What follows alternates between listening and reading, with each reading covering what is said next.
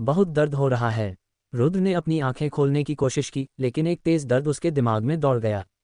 इस दर्द के नीचे उसकी फड़कती पलकें अंततः शांत हो गईं। हालांकि वह अपनी आंखें नहीं खोल सका, लेकिन रुद्र की चेतना धीरे धीरे ठीक हो रही थी। इस सुधार में काफी समय लगा। अंततः रुद्र के मन का तीव्र दर्द गायब हो गया और उसकी चेतना साफ होने लगी। रात काफी हो चुकी थी और गुफा में सभी साधकों ने ध्यान करने के लिए अपनी आंखें बंद कर ली थीं, इसलिए किसी ने ध्यान नहीं दिया कि रुद्र ने कब अपनी आंखें खोलीं। मैं मरा नहीं हूं, रुद्र ने अपने आप से सोचा जब उसने टिमटिमाती हुई आग और उसके बगल में सो रहे साधकों को देखा। फिर एक विचार के साथ उसने अपने भीतर की जांच शुरू कर दी। कई हड्डियों के फ्रैक्चर, आंतरिक अंगों में चोटें। आंतरिक जांच के बाद रुद्र को अपनी गंभीर स्थिति का पता चला। हालांकि यह उसके लिए चिंता की कोई बात नहीं थी। एक विचार के साथ उसकी चेतना के सागर में डूब गई। जिस क्षण उसकी चेतना के सागर में डूब गई, रुद्र की भौहें कस गईं। मेरी नवजात आत्मा की आभा कमजोर है, बड़ी मात्रा में सच्चा सार समाप्त हो गया है और मेरी आत्मा घायल हो गई है। इसमें अब महल क्षेत्र की शक्ति नहीं है। महसूस करने के बाद रुद्र को एहसास हुआ कि वह कितनी गंभीर रूप से घायल हो गया था। उसकी आत्मा, जो पहले से ही आधे चरण शिशु खंडहर क्षेत्र तक पहुंच गई थी, अब केवल नवजात आत्मा क्षेत्र के बराबर थी। उस हमले ने मेरी आत्मा को बुरी तरह घायल कर दिया था। हल्की आह भरते हुए रुद्र याओ कबीले पर हुए उस हमले को याद करने से खुद को रोक नहीं सका। उस समय दिव्य व्यूह सक्रिय हो गया और एक शाही क्षेत्र विशेषज्ञ ने हमला कर दिया। इस जबरदस्त आक्रमण ने न केवल ओरिजिन टोकन की रक्षा को चकनाचूर कर दिया, बल्कि रुद्र की आत्मा को भी गंभीर रूप से घायल कर दिया। बूढ़ा कछुआ भी घायल है। हल्की सी आह भरने के बाद रुद्र की चेतना जागी और उसने अनंत कछुए को देखा, जिसकी आभा तेजी से कम हो गई थी। इस समय अनंत कछुआ और प्रेत कृमि दोनों ही रुद्र के जीवन वृक्ष के नीचे लेटे हुए थे। सघन जीवन ऊर्जा उनके शरीर में प्रवेश कर गई तथा लगातार उनकी चोटों की मरम्मत करती रही। हालांकि वह हमला बहुत शक्तिशाली था और उसने उनकी आत्मा के मूल को घायल कर दिया, जिससे जीवन ऊर्जा के साथ भी कम समय में उसकी मरम्मत करना मुश्किल हो गया। सौभाग्य से उस हमले ने आत्मा को लक्ष्य किया, इसलिए रुद्र की जीवन मार्शल आत्मा और बर्फ अग्नि मार्शल आत्मा को साधना में ज्यादा गिरावट का सामना नहीं करना पड़ा। फिर भी रुद्र की साधना अब पहले जैसी नहीं रही, क्योंकि याओ कबीले के पूर्वज ने अंत में हस्तक्षेप किया, जिससे स्थानिक भंवर टूट गया। उस हमले से रुद्र गंभीर रूप से घायल हो गया, लगभग उसके मूल को नुकसान पहुंचा और फिर स्थानिक अशांति भड़क उठी, जिससे उसकी कई हड्डियां टूट गईं और यहां तक कि उसका शाही कवच भी चकनाचूर हो गया। उस दृश्य को याद करते हुए रुद्र को भय का एहसास हुआ। यदि समय रहते स्थानिक अशांति ने उसे निगल नहीं लिया होता, तो वह याओ वंश के पूर्वज के हमले से गंभीर रूप से घायल हो जाता और मृत्यु के कगार पर पहुंच जाता। मूल धनुष, मूल टोकन। अचानक रुद्र के दिल में चिंता की एक लहर दौड़ गई और उसने जल्दी से अपने चेतना सागर स्थान को महसूस किया। एक क्षण के संवेदन के बाद उसे चेतना के सागर में मूल टोकन और मूल धनुष मिल गया। वे अभी भी यहाँ हैं। रुद्र ने अंततः राहत की सांस ली जब उसने देखा कि ये दो दिव्य हथियार अभी भी मौजूद थे। इसके साथ ही उसने अपनी चेतना वापस ले ली। इस क्षण उसे एहसास हुआ कि अब वह अपने मूल कपड़े नहीं पहन रहा है। कुछ देर सोचने के बाद उसे एहसास हुआ कि उसके असली कपड़े फटकर टुकड़े टुकड़े हो गए हैं। न केवल उसके कपड़े, बल्कि उसके शरीर पर लगा शाही कवच भी चकनाचूर हो गया था, जिससे पता चलता था कि अंतरिक्षीय अशांति कितनी भयावह थी। ये भी रुद्र का महान भाग्य था, एक साधारण व्यक्ति बहुत पहले ही नष्ट हो गया होता। मैंने एक स्टोरेज बैग खो दिया है। रुद्र की भौहें थोड़ी सी सिकुड़ गईं। स्थानिक अशांति के कारण उसके कपड़ों के साथ साथ कमर में पहनने वाला टोकन युक्त एक भंडारण बैग भी नष्ट हो गया। कमर का चिन्ह टूट जाने के कारण ही जियो कबीले के सदस्यों ने सोचा कि रुद्र नष्ट हो गया है। भंडारण बैग में कई आध्यात्मिक जड़ी बूटियां भी थीं।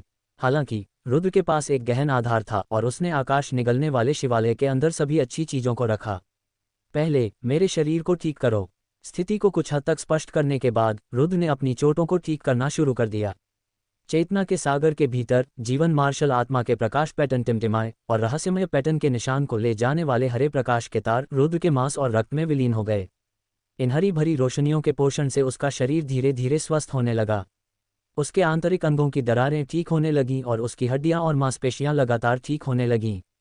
अब रुद्र की जीवन मार्शल आत्मा भी आधे चरण शिशु विनाश क्षेत्र तक पहुंच गई थी और जीवन का गहरा अर्थ और भी सघन हो गया था। ये चोटें रुद्र के लिए कोई समस्या नहीं थी, जिसके पास जीवन मार्शल आत्मा थी।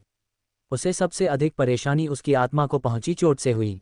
पर्याप्त आत्मा प्रकार की आध्यात्मिक जड़ी बूटियों के बिना मेरी आत्मा को ठीक करना बेहद मुश्किल होगा, रुद्र ने धीरे से आह भरी। न केवल उसकी आत्मा घायल हुई, बल्कि अनंत कछुआ और प्रेत कृमि और भी अधिक गंभीर रूप से घायल हो गए। पहले मुझे अपने शरीर को ठीक करने दो। हल्की सी आह भरते हुए उसने अपना पूरा ध्यान अपने शरीर की मरम्मत पर केंद्रित कर दिया। रात बीत गई, उसे पता ही नहीं चला। गुफा के बाहर समुद्री हवा बह रही थी जिसमें नमी का एहसास था।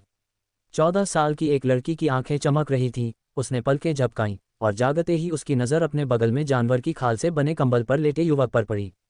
इस क्षण युवक के चारों ओर हरी भरी रोशनी फैल गई और हवा में एक समृद्ध जीवन की आभा छा गई। बहन, बहन, देखो, इस बड़े भाई का जीवन आभामंडल और भी मजबूत हो गया है। क्या वो ठीक हो रहा है? छोटी बच्ची की आंखें चमक उठीं, काफी उत्साहित लग रही थी। वो बार बार रुद्र को देखती रही और गुफा के बाहर की ओर जोर से पुकारना नहीं भूली। लड़की की पुकार सुनकर गुफा में मौजूद सभी लोगों की निगाहें उस ओर मुड़ गईं। उनकी आभा बहुत गहरी है, ऐसा लगता है कि वे ठीक हो गए हैं। उनमें से एक बुजुर्ग ने आंखें चमकाते हुए हल्के से सिर हिलाया। कल वह बेजान था, मौत के कगार पर था, आज अचानक वह कैसे जीवंतता से भर गया है। दो युवकों की आंखों में आश्चर्य झलक रहा था। जैसे ही ये लोग आश्चर्य से रुद्र को देख रहे थे, रुद्र की आंखें धीरे धीरे खुल गईं। वास्तव में उसकी आत्मा हमेशा सतर्क रहती थी, लेकिन वह कभी भी आगे बढ़ने की जल्दी में नहीं था। बहन, बहन, वह जाग गया है, वह जाग गया है। इस समय छोटी लड़की प्रसन्न भाव से चिल्लाई, क्या वह जाग रहा है? तभी एक सुंदर शरीर वाली महिला जो जानवरों की खाल से बनी छोटी जैकेट पहने थी, गुफा के बाहर से कदम दर कदम आती हुई आई। इस समय रुद्र की आंखें पहले से ही खुली हुई थीं। उसकी नज़र में सीधे पैरों वाली एक महिला लड़ाकू जूते और एक छोटी जैकेट पहने हुए प्रकट हुई। इस महिला का शरीर सुडौल था, सुंदर और आकर्षक लग रहा था और उसके चेहरे के भाव अत्यंत कोमल थे। सचमुच एक ऐसी सुंदरता जो साम्राज्यों को हिला देने में सक्षम थी। इस समय उसके चेहरे पर एक उदासीन भाव था और उसकी कुछ ठंडी और आकर्षक निगाहें रुद्र पर घूम रही थीं। उसकी जीवन आभा उमड़ रही है, वह सचमुच ठीक हो गया है। जैसे ही उसकी नज़र रुद्र पर पड़ी, उसकी आंखों में आश्चर्य की एक झलक दिखाई दी। जब उनका सामना इस युवक से हुआ तो वह बुरी तरह घायल था और मौत के कगार पर था और उसे दी गई गोलियां भी बेकार थीं। फिर भी केवल एक रात में ही यह व्यक्ति लगभग 80% ठीक हो गया। ऐसी पुनर्प्राप्ति क्षमता आश्चर्यजनक थी। क्या वह किसी महान वंश का वंशज हो सकता है? मानली का चेहरा आश्चर्य से भर गया। खांसी खांसी, इतने सारे लोगों की नज़रों से रुद्र थोड़ा असहज हो गया। उसने हल्के से खांसा, फिर धीरे से खड़ा हो गया। गुफा में मौजूद सभी लोग उसे जिज्ञासा से देख रहे थे। क्या मैं पूछ सकता हूँ कि ये कहाँ है? रुद्र की नज़र इन लोगों पर पड़ी और उसने पूछा। इन लोगों से उन्हें एक असामान्य आभा में उतार चढ़ाव का एहसास हुआ। यह उतार चढ़ाव स्वर्ग राजधानी क्षेत्र के साधकों से स्पष्ट रूप से भिन्न था। ऐसा लग रहा था कि यह एक ऐसी आभा थी जो केवल राक्षस जानवरों के पास ही थी। हालांकि इस आभा में थोड़ी उग्रता का अभाव था। रुद्र का सवाल सुनकर सभी चौंक गए और कुछ की आंखों में सतर्कता दिखाई दी। ये स्वर्गीय दानव सागर क्षेत्र है। लेकिन लगभग 14 साल की लड़की ने अपनी जीवंत आंखें झपकाईं और कहा, बड़े भाई, आप इतनी बुरी तरह घायल कैसे हो गए? जब हमने आपको देखा था तो आप ऐसे लग रहे थे जैसे आप मरने वाले हैं। ये लड़की बहुत उत्साहित थी और लगातार सवाल पूछ रही थी। स्वर्गीय दानव सागर क्षेत्र। रुद्र की आंखें आश्चर्य से चौड़ी हो गईं। वह इस स्वर्गीय दानव सागर क्षेत्र के बारे में कुछ नहीं जानता था। हाँ, स्वर्गीय दानव सागर क्षेत्र, मैं वास्तव में स्वर्गीय दानव सागर क्षेत्र में आया हूँ। इस समय आकाश निगलने वाली गौरैया की हंसमुख आवाज रुद्र के कानों तक पहुंची। क्या तुम पहले भी यहाँ आ चुके हो? रुद्र की आंखों में जिज्ञासा थी। ये स्थान स्वर्गीय दानव क्षेत्र का है, जो स्वर्ग राजधानी क्षेत्र से एक अंतहीन यात्रा है। हे, मुझे उम्मीद नहीं थी कि यह स्थानिक अशांति इस स्वामी को वास्तव में स्वर्गीय दानव क्षेत्र में वापस लाएगी।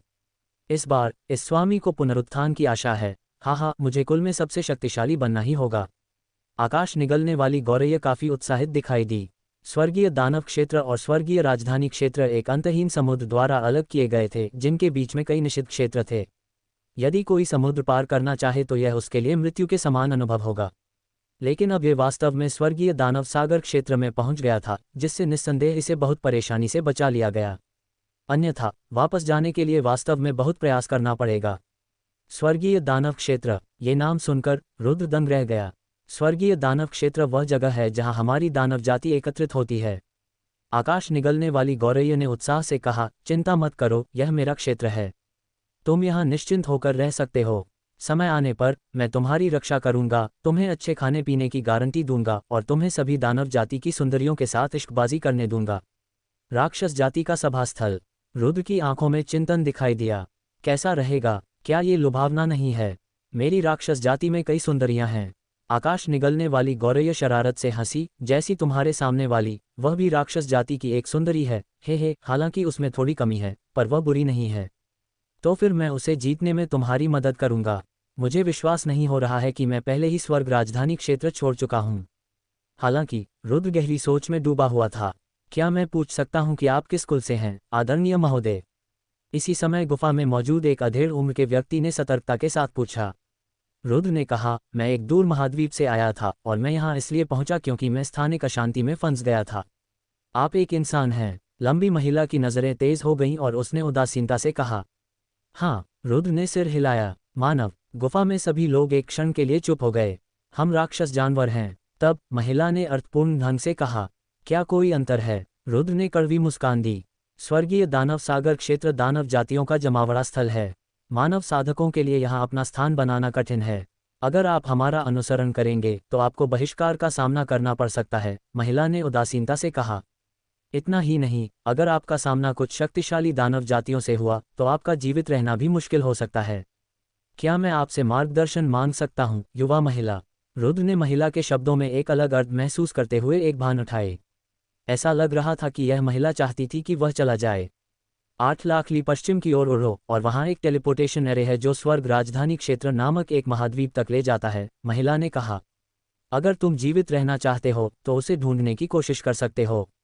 जहां तक हमारी बात है, हमें अपनी यात्रा जारी रखनी है, इसलिए चलो यहीं से अलग हो जाते हैं।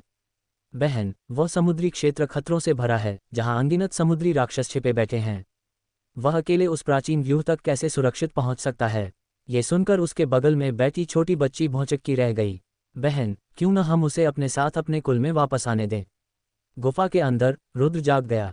हालांकि जैसे ही वह उस क्षेत्र से परिचित हो रहा था, राक्षसी ने बेदखली का नोटिस जारी कर दिया। जाहिर है, यह महिला अपने साथ किसी अजनबी को नहीं चाहती थी। उसे बचाने का उसका पिछला कार्य केवल दयालुता के कारण था। अब चूंकि रुद्र जाग चुकी थी, वह अब हस्तक्षेप नहीं करना चाहती थी। हमारे लिए इस यात्रा पर बहुत अधिक लोगों को लाना उचित नहीं है, मानली ने उदासीनता से कहा। वह रुद्र को अपने साथ नहीं ले जाना चाहती थी। लेकिन अगर हम उसे नहीं ले जाएंगे तो बड़ा भाई इस समुद्री इलाके से वाकिफ नहीं है। वो कैसे बचेगा? छोटी लड़की ने नाक सिकुड़ी। बहन, जब हमने बड़े भाई को बचा लिया है तो क्यों न हम उसे पूरा कर लें? उसने अपनी बहन की बाँह खींची, उसकी आवाज़ में विनती भरी हुई थी। छोटी लड़की की गंभीरता को देखकर रुद्र के दिल में अप्रत्याशित रूप से गर्मजोशी उमड़ पड़ी। इससे पहले याओ कबीले ने, जो उसके वंश से संबंधित था, एक दिव्य हथियार के लिए उसे मारने की कोशिश की थी। फिर भी ये लड़की अब उस अजनबी के जीवन और मृत्यु के बारे में चिंतित थी। मानव हृदय की अच्छाई और बुराई ने रुद्र को भावुक कर दिया। इस समय उसने ज्यादा कुछ नहीं कहा, केवल महिला को देखता रहा।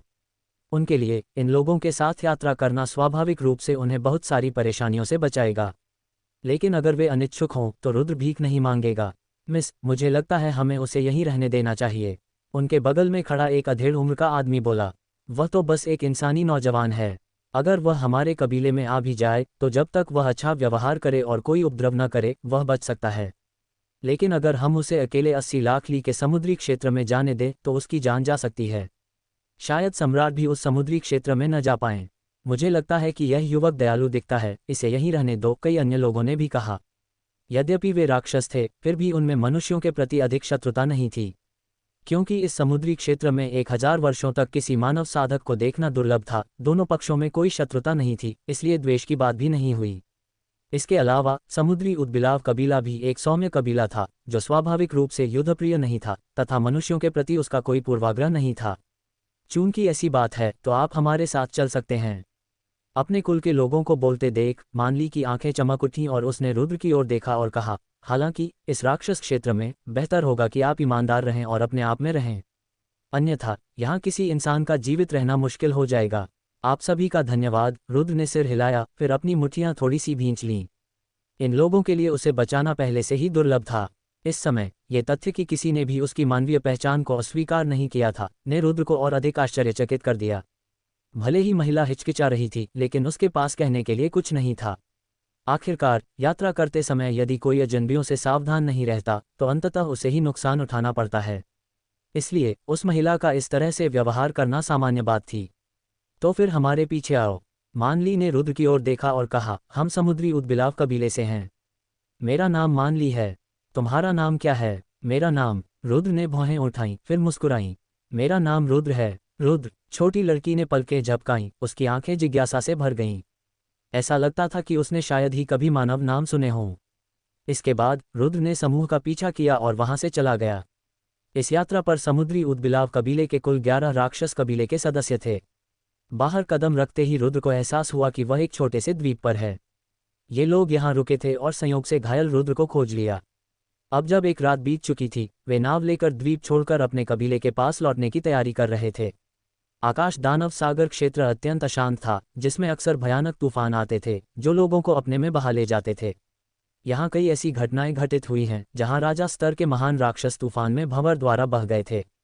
हर बार वे महान राक्षस तूफान में बहकर बिना किसी निशान के गायब हो जाते थे। इसलिए बहुत से लोग जल्दबाजी में शून्य में प्रवेश करने का साहस नहीं कर पाते थे। एक नौक की ओर चलते हुए गहरे सोने से बना एक विशाल जहाज रुद्र की दृष्टि में आया। विशाल जहाज से अस्पष्ट उतार चढ़ाव निकलते थे जो अनेक प्राचीन आकृतियों से सुसज्जित थे। वे शिलालेख जटिल थे और मानव शिलालेखों से स्पष्टतः भिन्न थे।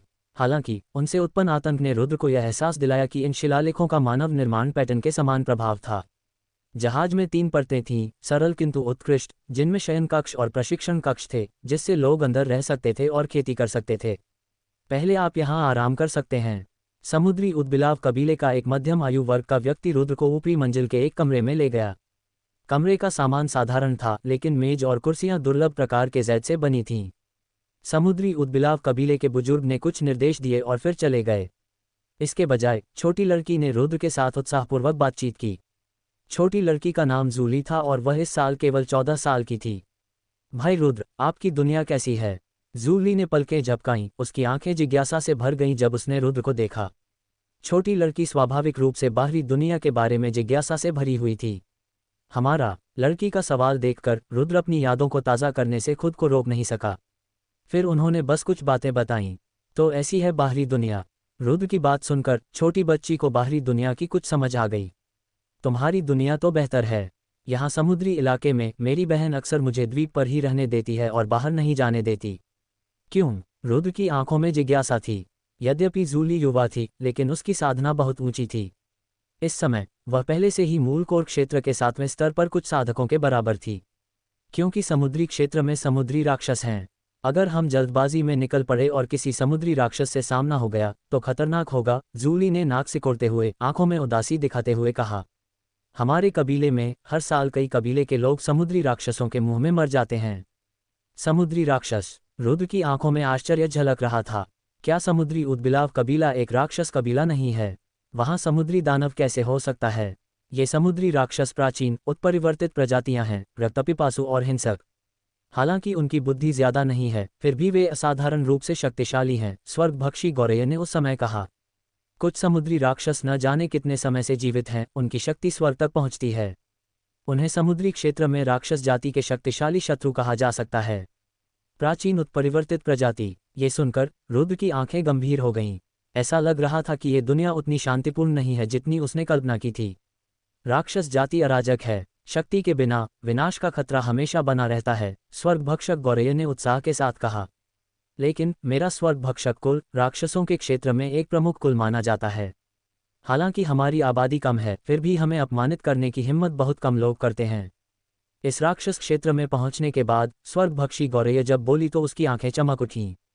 रुद्र और जूली ने कुछ देर तक बातचीत की, उसके बाद छोटी लड़की अनिच्छा से चली गई। तुम्हारी क्या योजना है? इस समय रुद्र ने स्वर्गभक्षी गौरैया से पूछा। यह मेरे कुल से बहुत दूर है। हमें पहले समुद्री उदबिलाव कुल के स्थान पर जाकर टेलीपोर्टेशन एरे ढूंढना होगा और फिर देखना होगा कि क्या हम राक्षसों के क्षेत्र तक पहुंच सकते हैं, स्वर्गभक्षी गौरैया ने कहा। मेरे कुल में पहुंचने के बाद तुम और मैं कुछ देर साधना करेंगे और फिर दिव्य पतन निषिद्ध भूमि पर जाकर 9 क्रांतियों वाली दिव्य गोली को परिष्कृत करने की विधि ढूंढेंगे। दिव्य पतन निषिद्ध भूमि पर चलें। ये सुनकर रुद्र की आंखें चमक उठीं और बोला, लेकिन ये स्थान स्वर्ग राजधानी क्षेत्र से बहुत दूर है। हम दिव्य पतन निषिद्ध भूमि तक कैसे पहुंचें? दिव्य पतन निषिद्ध भूमि में 9 क्रांतियों वाली दिव्य गोली को परिष्कृत करने की विधि विद्यमान थी। अपनी छोटी बहन और अपनी माँ, जिसने अपनी आत्मा का आत्मविनाश कर लिया था, को बचाने के लिए रुद्र को वहां जाना पड़ा। ये सुनते ही उसकी आंखें तुरंत भावुक हो गईं। हालांकि उस समय राक्षस क्षेत्र में होने के कारण वह असमंजस में भी था। किसने कहा कि दिव्य पतन निषिद्ध भूमि का एकमात्र रास्ता स्वर्ग राजधानी क्षेत्र से होकर जाता है? स्वर्गभक्षी गौरैया बार बार आंखें घुमाते हुए बोली, मेरे राक्षसी क्षेत्र में एक जगह है जो दिव्य पतन निषिद्ध भूमि से जुड़ती है। उस समय मैं वहीं से अंदर गया था, लेकिन बाद में खतरे का सामना करना पड़ा और भाग्य के फेर से स्वर्ग राजधानी क्षेत्र से बाहर निकल गया। ओह, रुद्र ने मुस्कुराते हुए कहा, यह सबसे अच्छा है। याओ कबीले के साथ लड़ाई में रुद्र की मां ने उसके लिए अपनी आत्मा को नष्ट कर दिया। इस समय अपने दुख और आक्रोश के बीच रुद्र केवल 9 क्रांति दिव्य गोली को परिष्कृत करने की विधि खोजने की कोशिश कर सकता था। जब तक दिव्य गोली को परिष्कृत किया गया तब तक उसकी मां को पुनर्जीवित किया जा सकेगा। मुझे आशा है कि मिस लियू मेरी मां के अवशेषों को संरक्षित कर सकेंगी, रुद्र ने चुपचाप सोचा। याओ कबीले में प्रवेश करना और संभवतः सम्राटों के खिलाफ लड़ना रुद्र की अपेक्षाओं के अनुरूप था, लेकिन उसने यह उम्मीद नहीं की थी कि याओ वंश का सम्राट इतना नीच होगा कि उसकी मां को बंधक बना लेगा। यही कारण था कि चीजें उनकी उम्मीदों से परे चली गईं। एक दिन मैं, रुद्र, एक बार फिर याओ कबीले में शामिल हो जाऊंगा और तब तक मैं निश्चित रूप से तुम्हारे शाही खून से स्वर्ग को दागदार कर दूंगा। अपनी मां के आत्मा विनाश के बारे में सोचकर रुद्र का दिल इस पल भी बेचैन था। उसकी आंखों में तीव्र हत्या की भावनाएं भरी हुई थीं। वह भी अभी अपनी मां से मिला था और जिंदगी मौत के रिश्ते ने उन्हें अलग कर दिया था। हालांकि उसकी मां ने पिछले 20 सालों से उसका पालन पोषण नहीं किया था, फिर भी इस बार उसकी मां ने वास्तव में अपनी आत्मा को नष्ट कर दिया ताकि वह याओ कबीले से सुरक्षित रूप से निकल सके। इस स्नेह ने पहले ही सब कुछ स्पष्ट कर दिया। इस दुनिया में कितने लोग दूसरों के लिए ऐसा करने को तैयार होंगे, यहाँ तक कि पिता और पुत्र के बीच भी यह अत्यंत दुर्लभ था। कितने लोग लाभ के लिए अपने पिता, पुत्र और भाइयों के विरुद्ध हो जाते हैं, लेकिन उसकी मां ने उसके लिए अपनी जान लेने में संकोच नहीं किया। हालांकि इस लड़ाई के माध्यम से रुद्र को अपनी कमियों का भी एहसास हुआ। अपर्याप्त साधना का अर्थ था कि हाथ में दिव्य हथियार होने के बावजूद शत्रुओं को दूर करना और प्रियजनों की रक्षा करना कठिन था। केवल स्वयं शक्तिशाली होना ही सच्चा मार्ग है, तभी वह अपने प्रियजनों की रक्षा कर सकता है। ताकत, ताकत, सब कुछ ताकत है। मुझे और भी मजबूत बनना होगा। मैं चाहता हूं कि मेरे आसपास कोई भी तंग न हो, कोई भी उन्हें छूने की हिम्मत न करे। खिड़की से रुद्र दूर आसमान को देख रहा था। उसकी आंखें दृढ़ निश्चय से चमक रही थीं और हर शब्द साफ साफ बोल रहा था। एक क्षण बाद उसके हृदय की भावनाएं अंततः शांत हो गईं। स्वर्गभक्षी गौरैया से दानव क्षेत्र की स्थिति के बारे में पूछने के बाद रुद्र ने साधना शुरू कर दी। इस समय भी उनके पास बहुत सारे संसाधन थे। उसने पहले भी स्वर्ग चैसम पर्वत श्रृंखला में कई राजाओं को मार डाला था और कई राजा श्रेणी के हथियार प्राप्त किए थे। इन राजा श्रेणी के हथियारों को अनेक आध्यात्मिक जड़ी बूटियों के बदले में बदल दिया गया। अधिकांश संसाधन स्वर्ग भक्षण पैगोडा में संग्रहित थे। सबसे पहले मैं अपनी साधना बढ़ाऊंगा। रुद्र की आंखें चमक उठीं और उसने अपनी साधना में सुधार करने के लिए उन आध्यात्मिक जड़ी बूटियों को निकालना शुरू कर दिया। इस समय विशाल जहाज अंधेरे प्रकाश से जगमगाता हुआ समुद्र में तेज गति से चल रहा था। जैसे जैसे समय बीतता गया रुद्र का रंग रूप और भी निखरता गया। यद्यपि उसकी आत्मा पूरी तरह से ठीक नहीं हुई थी, फिर भी वह महल क्षेत्र के स्तर तक पहुंच गई थी। इस दौरान सियोट कबीले के सदस्य भी अक्सर रुद्र से बात करते थे और पूछते थे कि क्या वह इन चीजों से परिचित है। जूली विशेष रूप से अक्सर रुद्र को परेशान करती थी, जो इस मानव युवक के बारे में जिज्ञासा से भरा हुआ था। अब आत्मा को पोषण देने वाली आध्यात्मिक जड़ी बूटियां पूरी तरह से समाप्त हो चुकी हैं। एक दिन रुद्र ने थोड़ा सा मुंह बनाया। आत्मा को पोषण देने वाली आध्यात्मिक जड़ी बूटियों के बिना उसकी आत्मा की चोटों को पूरी तरह से ठीक करना बहुत कठिन होगा। ये बात न केवल उसके लिए बल्कि प्रेत कीट और अमर कछुए के लिए भी सत्य थी। लगता है मुझे आत्मा से संबंधित कुछ आध्यात्मिक जड़ी बूटियां प्राप्त करने का कोई रास्ता खोजना होगा, रुद्र ने चुपचाप सोचा। टकराना। उस समय पूरा जहाज कांप उठा, हिंसक रूप से हिलने लगा और रुद्र, जो विचारों में खोया हुआ था, ने एक भान उठाई। क्या हो रहा है? रुद्र की आंखों में आश्चर्य झलक रहा था। इस समय जहाज के अंदर मौजूद सभी बीवल लोग तुरंत हरकत में आ गए। ये समुद्री डाकू हैं। अरे, हम तो समुद्री डाकुओं से टकरा गए। देख पर बीव जनजाति के सभी युवक गंभीर दिख रहे थे। यहाँ तक कि मध्यम आयु वर्ग के पुरुषों के चेहरे पर भी गंभीर भाव थे। वाह! सामने एक चमकती हुई रोशनी दिखाई दी और 18 काली आकृतियां क्षैतिज रूप से खड़ी थीं। उनके ऊपर क्रूरता की आभा छा रही थी। इन आकृतियों से निकलने वाली आभा के कारण जहाज पर मौजूद बीव जनजाति के सदस्य अत्यंत गंभीर दिखाई दे रहे थे। ये ब्लैक हॉर्न समुद्री डाकू समूह है। किसानों को अचानक अपने सामने आते देख बीव जनजाति के सभी युवकों का रंग बदल गया। ब्लैक हॉर्न समुद्री डाकू समूह। यहाँ तक कि दोनों बुजुर्गों के चेहरे के भाव भी बार बार बदल रहे थे। क्या हुआ? तभी मानली भी जहाज के अंदर से बाहर निकली और सामने से आती काली आकृतियों को देखकर उसकी आंखों में गंभीरता के साथ साथ थोड़ा आश्चर्य भी झलका। यह असल में ब्लैक हॉर्न पायरेट ग्रुप है। सतर्क रहो। बीव जनजाति के बुजुर्ग ने गहरी आवाज में कहा। तुरंत ही युवकों ने अपनी नसें कस लीं और किसी भी क्षण लड़ने के लिए तैयार हो गए। तस्क तस्क ब्लैक बीव जनजाति। इस समय आगे शून्य में एक काली छाया चमकी और 18 लंबे साधक आगे बढ़े, एक भयानक आभा उतार चढ़ाव के साथ, जिससे विशाल लहरें आगे बढ़ीं, जहाज से टकराईं। करीब से देखने पर पता चला कि नेता एक हट्टा कट्टा आदमी था जिसका सिर बैल का और शरीर मानव का था। उन्होंने एक काला लबादा पहना हुआ था जिससे काली राक्षसी आभा निकल रही थी, और उनके सिर पर एक काला घुमावदार सींग था जो चमकदार काली रोशनी से चमक रहा था, एक तेज ब्लेड की तरह घुमावदार पैटर्न से सुसज्जित था जो आकाश को फाड़ने में सक्षम होने का एहसास देता था। ये व्यक्ति ब्लैक हॉर्न नामक समुद्री डाकू समूह का नेता था। वह मनली है। उसके बगल में काले लबादे पहने कई अन्य राक्षस पुरुष साथ साथ चल रहे थे। देख पर मानली को देखकर सभी ने उत्साहपूर्ण निगाहें दिखाईं। वह सचमुच बहुत सुंदर है। कई पुरुष शरारत से हंसे। इनमें से कुछ लोगों के सिर सिंह के थे, कुछ के सिर बाघ के थे, और उन सभी की आंखों में भयंकर और क्रूर भाव थे। इतना निराशाजनक व्यवहार, जरूरी काम बिगाड़ मत दो। ब्लैक हॉर्न की निगाहें ठंडी पड़ गईं और एक ठंडी आभा उसके अंदर से फैल गई, जिससे उसके बगल में खड़े दर्जन भर भाई अनायास ही सिहर उठे। तुरंत ही जो लोग अभी तक खतरनाक मुस्कान बिखेर रहे थे, उन्होंने अपनी मुस्कान पर लगाम लगा ली। वाह! एक क्षण में 10 आकृतियां चमकती हुई सामने वाले बड़े जहाज के चारों ओर उतर आईं। जहां तक ब्लैक हॉर्न का सवाल है, वह कदम दर कदम आगे बढ़ता गया। प्रत्येक कदम के साथ उसके मोटे पैर से शून्य में कंपन होने लगता था और उसके साथ एक काली राक्षसी आभा बाहर निकल आती थी। ये शिशु शून्य क्षेत्र की आभा है। जैसे ही शक्तिशाली आभा फैली, जहाज पर बीव जनजाति के सभी युवक अत्यंत गंभीर दिखने लगे। वे केवल महल हवेली क्षेत्र में थे। शिशु शून्य क्षेत्र की शक्तिशाली आभा का सामना करते हुए उन्हें ऐसा महसूस हुआ जैसे कि उनका रक्तवंश फटने वाला है। इसके अलावा ब्लैक हॉर्न से एक प्राचीन महान दानव की तरह एक दबंग आभा निकलती थी, जो लोगों के दिमाग को अभिभूत और हिला देती थी। ऐसी आभा का सामना करते हुए बीव जनजाति के 2 बुजुर्ग भी गंभीर दिख रहे थे। यद्यपि वे शिशु शून्य क्षेत्र में भी विशेषज्ञ थे, लेकिन उनकी आभा स्पष्ट रूप से ब्लैक हॉर्न के सामने कुछ भी नहीं थी। इसके अलावा ब्लैक हॉर्न के 1 दर्जन से अधिक भाई थे, जिनमें से सभी अर्ध शिशु शून्य क्षेत्र में पहुंच गए थे। कमांडर नीयू, हम बीव द्वीप से हैं, बीव जनजाति के। क्या मैं पूछ सकता हूं कि क्या कोई गलतफहमी थी जिसकी वजह से आपकी यहां उपस्थिति हुई? बीव जनजाति के एक बुजुर्ग ने आगे बढ़कर ब्लैक हॉर्न से गहरी आवाज में कहा, अगर हमने आपको किसी भी तरह से नाराज किया है तो कृपया हमें माफ कर दीजिए, कमांडर नीयू। हे, दिखावा बंद करो। मैंने सुना है कि तुम्हारी बीव जनजाति इस बार समुद्र स्वर्ग दिव्य समाधि के किनारे पहुंच गई है और वहां से समुद्र स्वर्ग दिव्य पत्थर प्राप्त किया है। समुद्र स्वर्ग दिव्य पत्थर सौंप दो, वरना तुम में से कोई भी जिंदा नहीं बचेगा।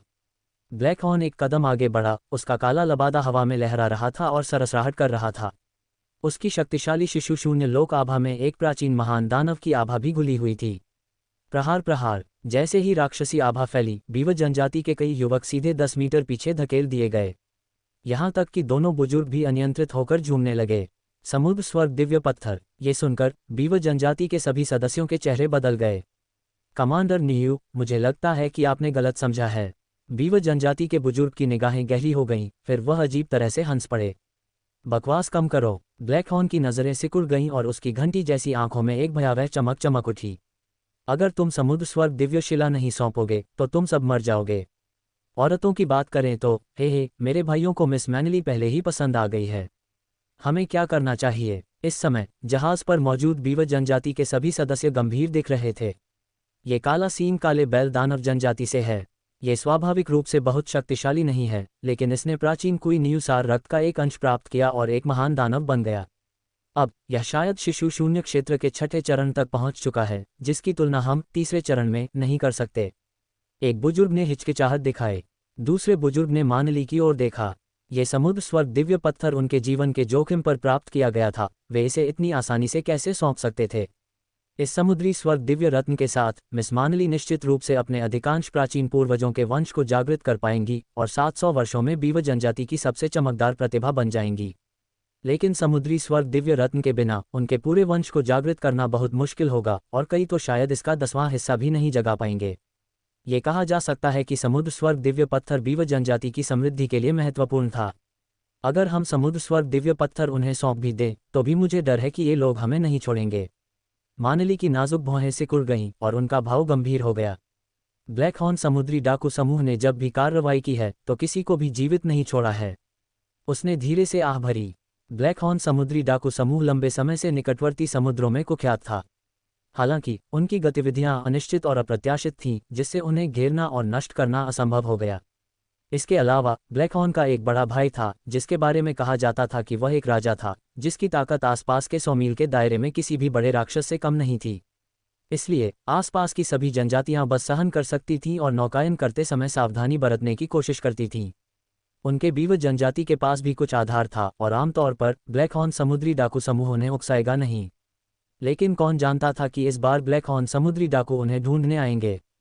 किसी ने ये खबर लीक कर दी होगी कि हमने समुद्र स्वर्ग दिव्य पत्थर प्राप्त कर लिया है। मानली के पास खड़ी लगभग 19 साल की एक महिला ने गुस्से से भौहें चढ़ाईं और कहा, यदि किसी ने ये खबर लीक नहीं की थी तो ब्लैक हॉर्न पायरेट ग्रुप को इसके बारे में कैसे पता चला? क्या ये हमारे ही कुल का कोई व्यक्ति हो सकता है? दोनों बुजुर्गों की निगाहें धुंधली पड़ गईं। इस बार भी वह जनजाति के कई सदस्य समुद्र स्वर्ग दिव्य दफन स्थल पर गए, सभी समुद्र स्वर्ग दिव्य पत्थर की खोज करने के लिए। उनका ये समूह समुद्र स्वर्ग दिव्य पत्थर प्राप्त करने के बाद चुपचाप चला गया। हालांकि उस दौरान कुछ अन्य लोगों को भी इसके बारे में पता था, लेकिन वे लोग उनके गुट के नहीं थे। ये खबर मूली के गुट का ही कोई व्यक्ति होगा जिसने लीक की है, जूली ने गुस्से से कहा। अब इस बारे में बात करना व्यर्थ है। मानली की आंखें चमक उठीं और उसने कहा, कुल के बुजुर्गों को सूचना दो कि वे मदद के लिए आएं और हम दुश्मन का सामना करने के लिए तैयार हो जाएं। एक दुर्जय दुश्मन का सामना करने के बावजूद मानली शांत रही और शक्तिशाली दुश्मन से भयभीत नहीं हुई।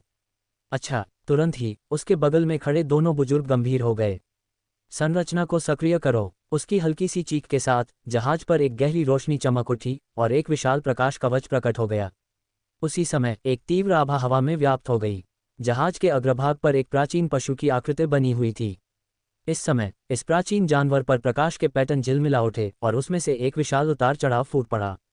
जब यह उतार चढ़ाव शुरू हुआ तो एक धूसर भूरे रंग का ऊदबिलाव वहां कुंडली मारकर बैठ गया। यह ऊदबिलाव बहुत बड़ा था, लगभग 3 झांग लंबा, और इस समय यह एक शक्तिशाली आभा उत्सर्जित कर रहा था। ये काफी दिलचस्प है। इस समय जहाज के अंदर रुद्र ने भी बाहर की हलचल को देखा। उसकी आंखें थोड़ी हिल रही थीं। जब उसने संरचना को साकार होते और एक ऊदबिलाव को प्रकट होते देखा तो वह मन ही मन आश्चर्यचकित हो गया। ये बीव जनजाति के कुछ बुजुर्ग हैं जो इस संरचना में अपने प्राण तत्व रक्त की छाप छोड़ रहे हैं, जिसे फिर संरचना के माध्यम से बाहर निकाला जा सकता है, तुनतियांगे ने उदासीनता से कहा। यह उन जीवन चिन्हों और जीवन कलाकृतियों के समान है जिन्हें आपकी मानव जाति परिष्कृत करती है। तो यह ऐसा ही है। रुद्र ने थोड़ा सिर हिलाया। लेकिन मुझे नहीं लगता कि यह संरचना उन लोगों का सामना कर सकेगी, तुनतियांगे ने हल्के से कहा। क्या आप उनका सामना नहीं कर सकते? रुद्र ने अपनी भौहें सिकोड़ ली और चुप रहा। फॉर्मेशन। और इसी वक्त जहाज के बाहर ब्लैक हॉर्न की निगाहें ठंडी पड़ गईं और उसके मुंह के कोने पर एक भयावह मुस्कान तैर गई। क्या तुम्हें लगता है कि तुम इस फॉर्मेशन से हमें रोक पाओगे? क्या मजाक है? मेरे लिए फॉर्मेशन तोड़ दो, आज इस जहाज पर एक भी जिंदा नहीं बचेगा। हाँ। जैसे ही धीमी आवाज गूंजी, ब्लैक हॉर्न समुद्री डाकू समूह के सभी राक्षस साधक एक कदम आगे बढ़ गए। बीव जनजाति का गठन। एक बाघ सिर वाले आदमी की आंखें क्रूर थीं। जैसे ही वह आगे बढ़ा, देखो मेरे काले बाघ जनजाति की बाघ दहाड़ की दिव्य ध्वनि। जैसे ही वह व्यक्ति बोला, उसके शरीर से एक घनी राक्षसी आभा निकली। उसी समय उसके बाघ के सिर पर प्रकाश के पैटर्न झिलमिला उठे और उसका विशाल मुंह खुल गया, 100 झांग आकार के विशाल जबड़े में बदल गया, जिससे उसके भयावह नुकीले दांत दिखाई देने लगे। उसके शरीर से शिशु शून्य लोक की आभा भी फूट पड़ी। यह एक उपसेनापति था जिसके पास शिशु शून्य क्षेत्र की साधना भी थी। गर्जन। जैसे ही शिशु शून्य क्षेत्र की आभा प्रस्फुटित हुई, उसने मध्य हवा में गर्जना की। बाघ की दहाड़ से आकाश हिल गया। साथ में एक जबरदस्त राक्षसी शक्ति भी थी, एक ऐसी शक्ति जो प्राचीन काल से आई हुई प्रतीत होती थी, जिसने लोगों की आत्माओं को हिला दिया। भिनभिनाओ, भिनभिनाओ। ध्वनि तरंगें कंपित हुईं, जिससे आगे का शून्य कांप उठा और समुद्र की सतह पर विशाल लहरें उठने लगीं। सामने काले सुनहरे रंग का विशालकाय जहाज समुद्र में डिक्वीड की तरह था, जो किसी भी क्षण भयानक लहरों द्वारा निगल लिया जाएगा। ठीक इसी समय जहाज पर मौजूद बीवर ने अपनी चाल चली। यद्यपि ये केवल संरचना द्वारा निर्मित एक भ्रम था, लेकिन इसकी आभा ब्लैक ट्राइब के दानव साधक की तुलना में अधिक मजबूत थी, कमजोर नहीं। उसके तीखे पंजे हवा को चीरते हुए फैल गए और सामने की भयानक लहरें और ध्वनि तरंगें धीरे धीरे विलीन हो गईं। फिर हवा की एक भयानक लहर नीचे की ओर उठी, एक ऐसा आभामंडल जिससे ब्लैक टाइगर जनजाति का राक्षस साधक बार बार कांप उठा। हालांकि इस आभामंडल ने उसे डरा नहीं, बस एक संरचना भ्रम। देखते हैं तुम मुझसे कब तक लड़ सकते हो। काले बाघ ने एक कदम आगे बढ़ाया और उसके बड़े हाथ की एक चाल से लंबे काले फर से ढका बाघ का पंजा शून्य को चीरता हुआ बीव जनजाति के संरचना भ्रम की हथेली से हिंसक रूप से टकराया, जिससे शून्य का वह हिस्सा कांप उठा। समुद्र में लहरें उठीं जो 10 झांग की ऊंचाई तक पहुंच गईं। इन विशाल लहरों की शक्ति सब कुछ नष्ट करने में सक्षम प्रतीत हो रही थी। काले सोने से बने विशाल जहाज पर एक ऊदबिलाव का प्रेत काले बाघ से भीषण युद्ध कर रहा था। ये शिशु शून्य स्तर के योद्धा थे। एक ही प्रहार से आकाश और पृथ्वी का रंग बदल जाता था, जिससे राक्षसी लहरें उठती थीं। काले बाघ की गति स्पष्ट रूप से कमजोर थी, लेकिन उसने नजदीकी लड़ाई में भाग नहीं लिया, केवल दूर से ही हमला किया। यद्यपि शिशु शून्य क्षेत्र तक पहुंचने पर 1000 मील दूर से मारना संभव नहीं था, फिर भी 10,000 मीटर की दूरी से हमला करना संभव था। मार डालो। उसी समय 1 दर्जन से अधिक अन्य समुद्री डाकू भी हमला करने लगे। ये व्यक्ति राक्षस साधक थे और यद्यपि उनमें से अधिकांश शिशु शून्य क्षेत्र में नहीं थे, फिर भी उनकी शक्ति असाधारण थी। भव्य संरचना ने प्रकाश पैटर्न का विस्फोट उत्सर्जित किया, जिससे उनके हमलों का प्रतिरोध हुआ। हालांकि इस तरह के लगातार हमले के कारण संरचना की शक्ति धीरे धीरे कम होती जा रही थी। विशेषकर ऊदबिलाव की आभा धीरे धीरे कमजोर होती जा रही थी। क्या कबीले के बुजुर्गों की ओर से कोई जवाब आया है? इस समय जहाज पर मौजूद सभी ऊदबिलाव कबीले के साधक गंभीर दिख रहे थे। ये भव्य संरचना शायद अधिक समय तक टिक नहीं पाएगी। ये संरचना मूलतः कमजोर नहीं थी, लेकिन बार बार नुकसान के बाद इसकी शक्ति लगातार कम होती जा रही थी। इस बिंदु पर यह अब उनकी रक्षा नहीं कर सकता था। कुल के बुजुर्गों को आने में शायद 4 घंटे लगेंगे। मानली ने अपनी बाहें थोड़ी ऊपर उठाईं, उसकी आंखें गंभीर चिंता से भरी थीं। ये स्थान बीव द्वीप से बहुत दूर था। यदि वे महान राक्षस समुद्र के तूफानों की परवाह न करते हुए अपनी पूरी शक्ति से उड़ते तो भी यहाँ पहुँचने में उन्हें 4 घंटे लगते। यदि उन्हें प्रतिकूल मौसम का सामना करना पड़ा तो इसमें देरी भी हो सकती है। 4 घंटे। ये सुनकर दोनों बुजुर्गों ने आह भरी। ये रचना शायद आधे घंटे भी नहीं चलेगी। कोई बात नहीं, समय आने पर हम पूरी ताकत से लड़ेंगे। मानली, तुम जुएली को लेकर जल्दी से कबीले में लौट जाओ। एक बुजुर्ग ने अपना सिर हिलाया और फिर उसकी आंखों में एक गंभीर दृढ़ संकल्प दिखाई दिया। अब उनके पास लड़ते हुए मरने के अलावा कोई चारा नहीं था। मानली चुप रही, कुछ खास नहीं बोली। वह बस सामने देखती रही। उसके जैद जैसे हाथ कसकर जकड़े हुए थे। लगता है बीव कबीले को कोई बचाव नहीं मिलेगा। जहाज के अंदर आकाशभक्षी गौरैया ने धीमे स्वर में कहा। उस ब्लैकहॉर्न ने अभी तक कोई चाल नहीं चली है। जब ये संरचना टूटेगी तो एक महायुद्ध का समय होगा। मुझे लगता है कि मानली के पास कुछ तुरुप के पत्ते होने चाहिए, लेकिन वह ब्लैकहॉर्न भी शायद कोई साधारण नहीं है। मामला थोड़ा पेचीदा है। रुद्र को स्थिति की स्पष्ट समझ थी। क्या वे दोनों लोग अब भी लड़ सकते हैं? आकाशभक्षी गौरैया ने पूछा। वे अभी भी नींद में हैं। रुद्र ने कंधे उचकाए। उसके होठों पर एक कड़वी मुस्कान थी। उस समय वे बहुत बुरी तरह घायल हो गए थे, विशेषकर इसके बाद होने वाली स्थानिक अशांति। जब स्थानिक अशांति आई तो दीर्घायु कछुए ने भी अशांति का प्रतिरोध करने के लिए अपने खोल को प्रकट करते हुए बहुत प्रयास किया। इसके कारण इसने अपनी आदिम ऊर्जा का एक बड़ा हिस्सा खर्च कर दिया और इसकी वर्तमान चोटें फैंटम बग की चोटों से भी अधिक गंभीर थीं। यदि ये दोनों सुरक्षित होते तो रुद्र स्वाभाविक रूप से उस ब्लैकहॉर्न ऑक्सडायमंड से नहीं डरता। टकराना। एक जबरदस्त गर्जना ने आकाश को हिला दिया और सुनहरा विशालकाय जहाज लगातार डगमगा रहा था। अगर संरचना की सुरक्षा न होती तो वह लगभग रसातल में डूब जाता। लेकिन आधे घंटे के बाद संरचना की शक्ति अंततः कमजोर पड़ने लगी और ऊदबिलाव का प्रेत भी धीरे धीरे फीका पड़ गया। मुझे जाने दो। इस क्षण ब्लैकहॉर्न ने एक कदम आगे बढ़ाया और उसके शरीर से एक हिंसक आभा फूट पड़ी। मुंह। एक गाय की घुरघुराहट गूंजी। फिर ब्लैकहॉर्न ऑक्सडायमंड ने अपने खुरों को हिलाया और उसका बड़ा हाथ हवा में नीचे की ओर थपथपाया।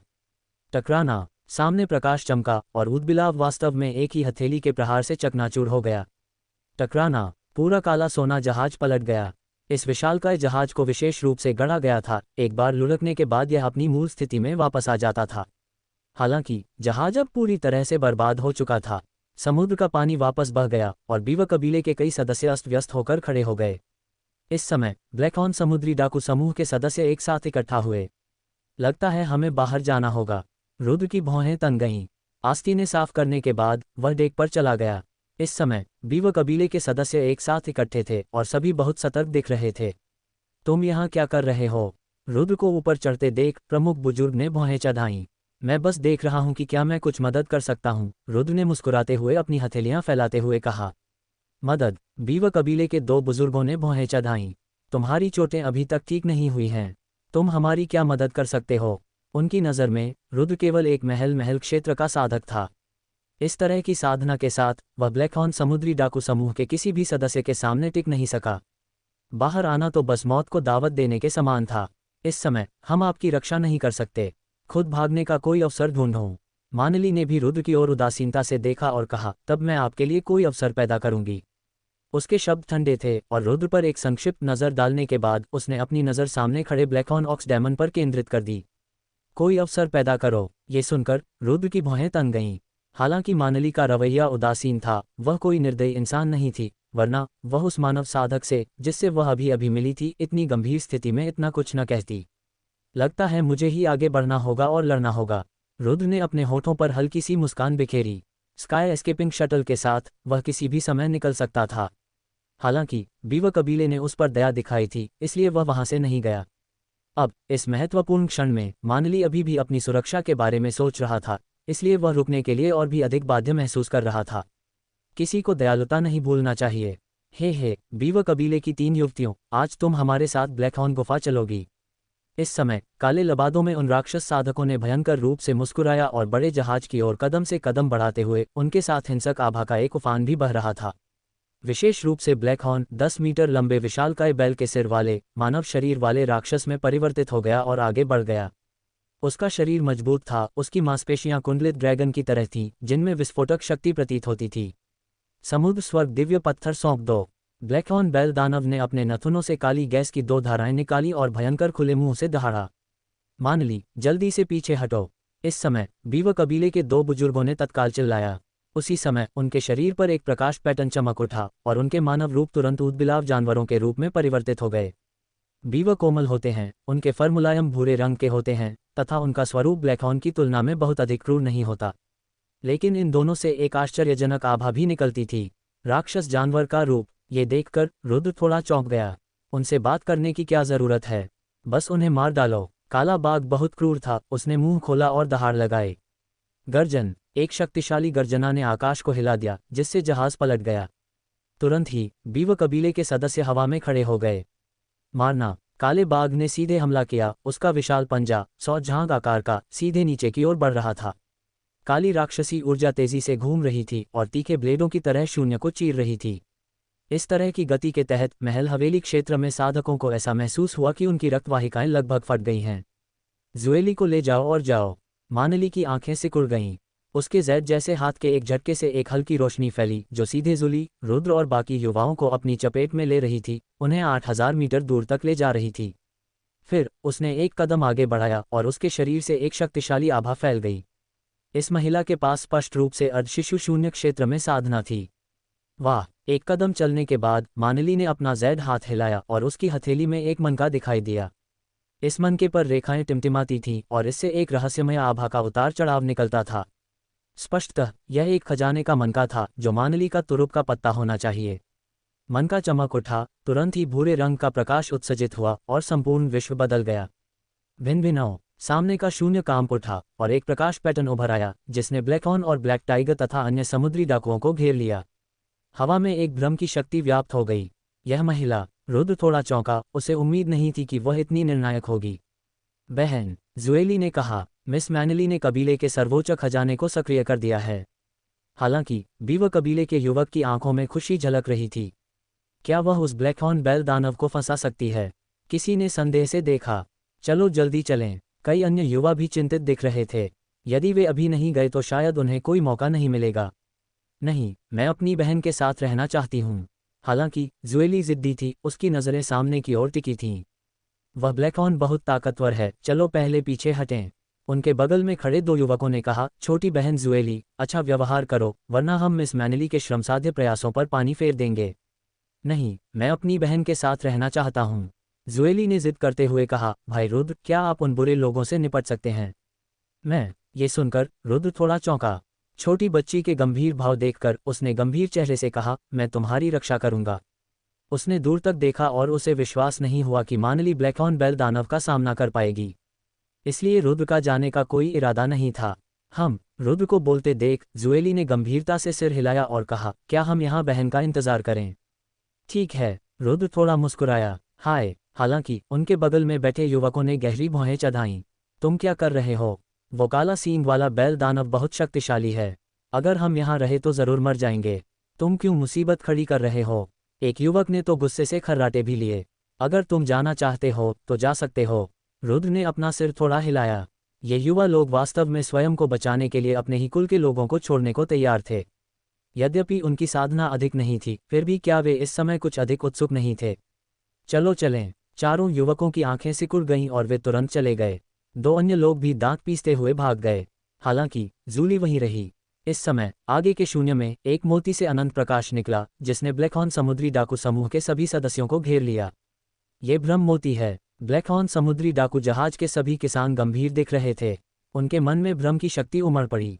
तो मिस मैनली के पास इल्यूजन पल है। जैसे ही मन का दिखाई दिया, बीवा कबीले के दो बुजुर्गों की आंखों में खुशी झलक उठी। यह उनके कबीले का सबसे बड़ा खजाना था और केवल उच्च वंश शुद्धता वाले प्रतिभाशाली लोग ही इसकी शक्ति का उपयोग कर सकते थे। भ्रमकारी मोती प्रकाश पैटर्न उत्सर्जित करते हुए उभरा और एक संरचना स्थान में विकसित हुआ। यह एक भ्रामक स्थान की तरह था और ब्लैकहॉर्न समुद्री डाकू समूह के सदस्य तुरंत एक असीम दुनिया में चले गए। मार डालो तुरंत! बीवा कबीले के दो शिशु शून्य क्षेत्र के बुजुर्गों ने तुरंत हमला किया। इस भ्रामक स्थान के भीतर विशाल पंजे फैले हुए थे, जो क्रमशः ब्लैकहॉर्न और ब्लैक टाइगर महान राक्षसों की ओर प्रहार कर रहे थे। उसी समय मानली ने अन्य अर्ध शिशु शून्य क्षेत्र साधकों पर हमला किया।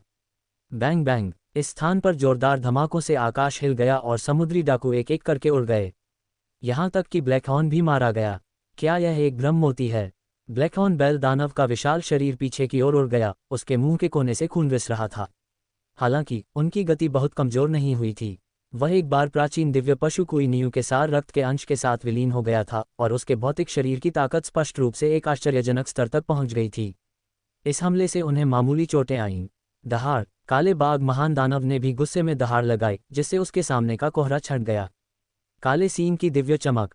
काले सींग की आंखें सिकुड़ गईं। उसके सिर पर एक सींग एक गहरे प्रकाश से चमक उठा और प्रकाश की एक किरण तुरंत बाहर निकल आई।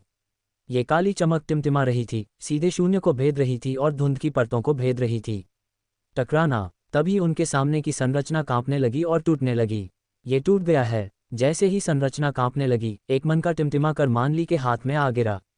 इस समय उसका चेहरा गंभीर था। केवल अर्ध शिशु शून्य क्षेत्र में होने के कारण वह अभी तक इस खजाने की शक्ति को पूरी तरह से उन्मुक्त करने में सक्षम नहीं थी। हे, क्या तुम सचमुच सोचते हो कि तुम हमारा विरोध कर सकते हो? ब्लैक टाइगर महान दानव ने एक कदम आगे बढ़ाया, अपने साथ प्रभुत्व की एक जबरदस्त आभा लेकर। टकराना! एक विशाल पंजे के प्रहार के साथ वह प्रभावशाली आभा आकाश में उड़ गई और उनके सामने का शून्य हिल गया। मिस मैनली, जल्दी से निकल जाओ! दो बुजुर्ग आगे बढ़े और हमले का सामना करने के लिए दौड़ पड़े। दोनों बुजुर्गों ने अपनी मूल शक्तियों को सक्रिय कर दिया और पूरी ताकत से लड़ने लगे।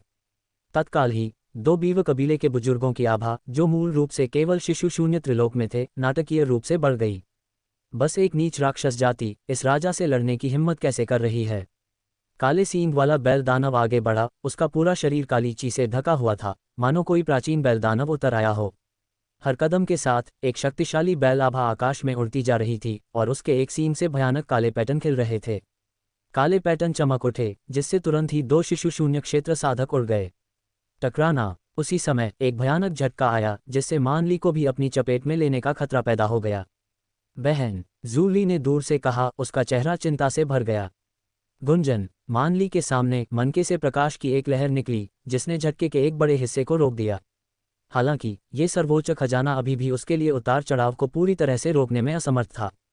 टकराना! भयानक झटके ने एक राक्षसी लहर की तरह मानली को हजारों मीटर दूर उड़ा दिया। Whoosh whoosh! उसी समय ब्लैकहॉर्न समुद्री डाकू समूह के सदस्य तेजी से उनकी ओर उड़े। उनका इरादा मैनली के भागने के रास्ते को अवरुद्ध करना था।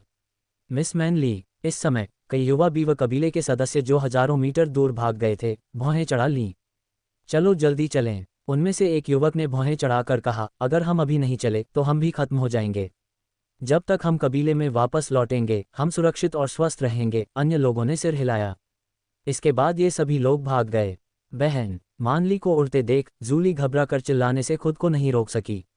जूली की रक्षा करो! रुद्र की आंखें सिकुड़ गईं जब वह अपने बगल में जूली से बात कर रहा था। तुम क्या कर रहे हो? जूली ने आश्चर्य से पूछा। इससे पहले कि वह कुछ और कह पाती, रुद्र का शरीर हिला, प्रकाश की एक लकीर में बदल गया और उस स्थान से गायब हो गया। वाह! आगे के शून्य में मानली का शरीर तेजी से पीछे हट गया। उसके मुंह के कोने से ताज़ा खून की एक बूंद बह रही थी। शिशु शून्य क्षेत्र ब्लैक हॉर्न बुल दानव की ताकत उसकी कल्पना से कहीं अधिक थी। इस बार ये खतरनाक होने की संभावना है। मानली की संकीर्ण आंखें झपक गईं, उसकी खूबसूरत आंखों में अनिच्छा की प्रबल भावना प्रकट हो रही थी। उसने अभी तक बीवर कबीले को समृद्धि की ओर नहीं बढ़ाया था, तो वह यहाँ कैसे नष्ट हो सकती है। दुर्भाग्यवश इस समय ब्लैक हॉर्न बुल दानव बहुत शक्तिशाली था। प्राचीन दिव्य पशु कुई के वंश के कुछ अंश के साथ मिश्रित होने के कारण वह समान स्तर के साधकों से कहीं अधिक शक्तिशाली था। जैसे ही मानली की आंखें निराशा से भरी हुई थीं, वह आगे देख रही थी, तभी उसे हवा का एक झोंका महसूस हुआ और फिर एक बड़ा सा हाथ उसकी कोमल कमर को ढंक गया। तुरंत ही उसके नथुनों में एक आदमी की खुशबू भर गई। उसने सिर घुमाकर देखा तो उसे एक जाना पहचाना चेहरा दिखाई दिया। ये रुद्र ही था जिसने उस युवा लड़की को गले लगाया था जो पीछे की ओर उड़ रही थी। तुम अभी तक क्यों नहीं गए? उस युवक का चेहरा देखते ही मानली की सनकरी आंखों में तुरंत गुस्से की एक झलक दिखाई दी। फिर उसने सिर घुमाकर देखा तो दूर हवा में दो औरतें खड़ी थीं। जूली, पोनीटेल वाली लड़की को देखकर मानली हैरान भी हुई और गुस्सा भी। तुम उसे अपने साथ नहीं ले गए? उसने जाने से इनकार कर दिया, रुद्र ने हल्के से कहा। जाने से इनकार कर दिया? मानली की भौहें तन गईं और उसने मन ही मनाह भरी। इस समय उसके पास ब्लैक हॉर्न पायरेट ग्रुप को फंसाने की क्षमता नहीं थी। बहन, जूली चिल्लाई और उनकी ओर उड़ी। इससे मानली की भौहें और भी गहरी हो गईं। तुम क्यों नहीं चली गईं? मानली आह भरने से खुद को नहीं रोक सकी। वह अपनी बहन को डांटना चाहती थी, लेकिन समझ नहीं पा रही थी कि कैसे शुरू करें। मैं अपनी बहन को अकेला नहीं छोड़ना चाहती, जूली ने नाक सिकुड़ते हुए कहा। लेकिन अगर तुम रुकी रही तो बहन भी तुम्हारी रक्षा नहीं कर पाएगी। मानली ने आह भरी। बाकी सभी कबीले के लोग चले गए थे, बस यही बहन बची थी। यहाँ तक कि वे युवक भी जो कभी उसका पीछा करते थे, एक एक करके चले गए थे। इस समय केवल जूली और यह अपरिचित युवक ही यहाँ थे। भले ही मैं मर जाऊं, जूली बहन को नहीं छोड़ेगी, जूली ने जिद करते हुए कहा। कितना गहरा बहन सा बंधन है। इसी समय ब्लैक हॉर्न पायरेट ग्रुप के 16 युवक, जो सभी अर्ध शिशु शून्य क्षेत्र में थे, उड़कर वहां पहुंचे। 16 लोगों ने उन्हें घेर लिया। क्या आज सचमुच एक गतिरोध है? मानली ने आकाश की ओर आह भरी, उसकी संकीर्ण और सुंदर आंखें निराशा से भर गईं। समुद्र आकाश दिव्य पत्थर सौंप दो, राक्षस साधकों में से एक ने ठंडी आवाज में कहा। मैं आत्मसमर्पण करने के बजाय मरना पसंद करूंगी। मानली की आंखें ठंडी हो गईं और फिर उसने कहा, तुम जूली को ले जाओ और चले जाओ। तभी उसके हाथ में मौजूद मायावी मोती से एक गहन कंपन उत्पन्न हुआ। ऐसा लग रहा था कि वह आपसी विनाश के लिए तैयार है।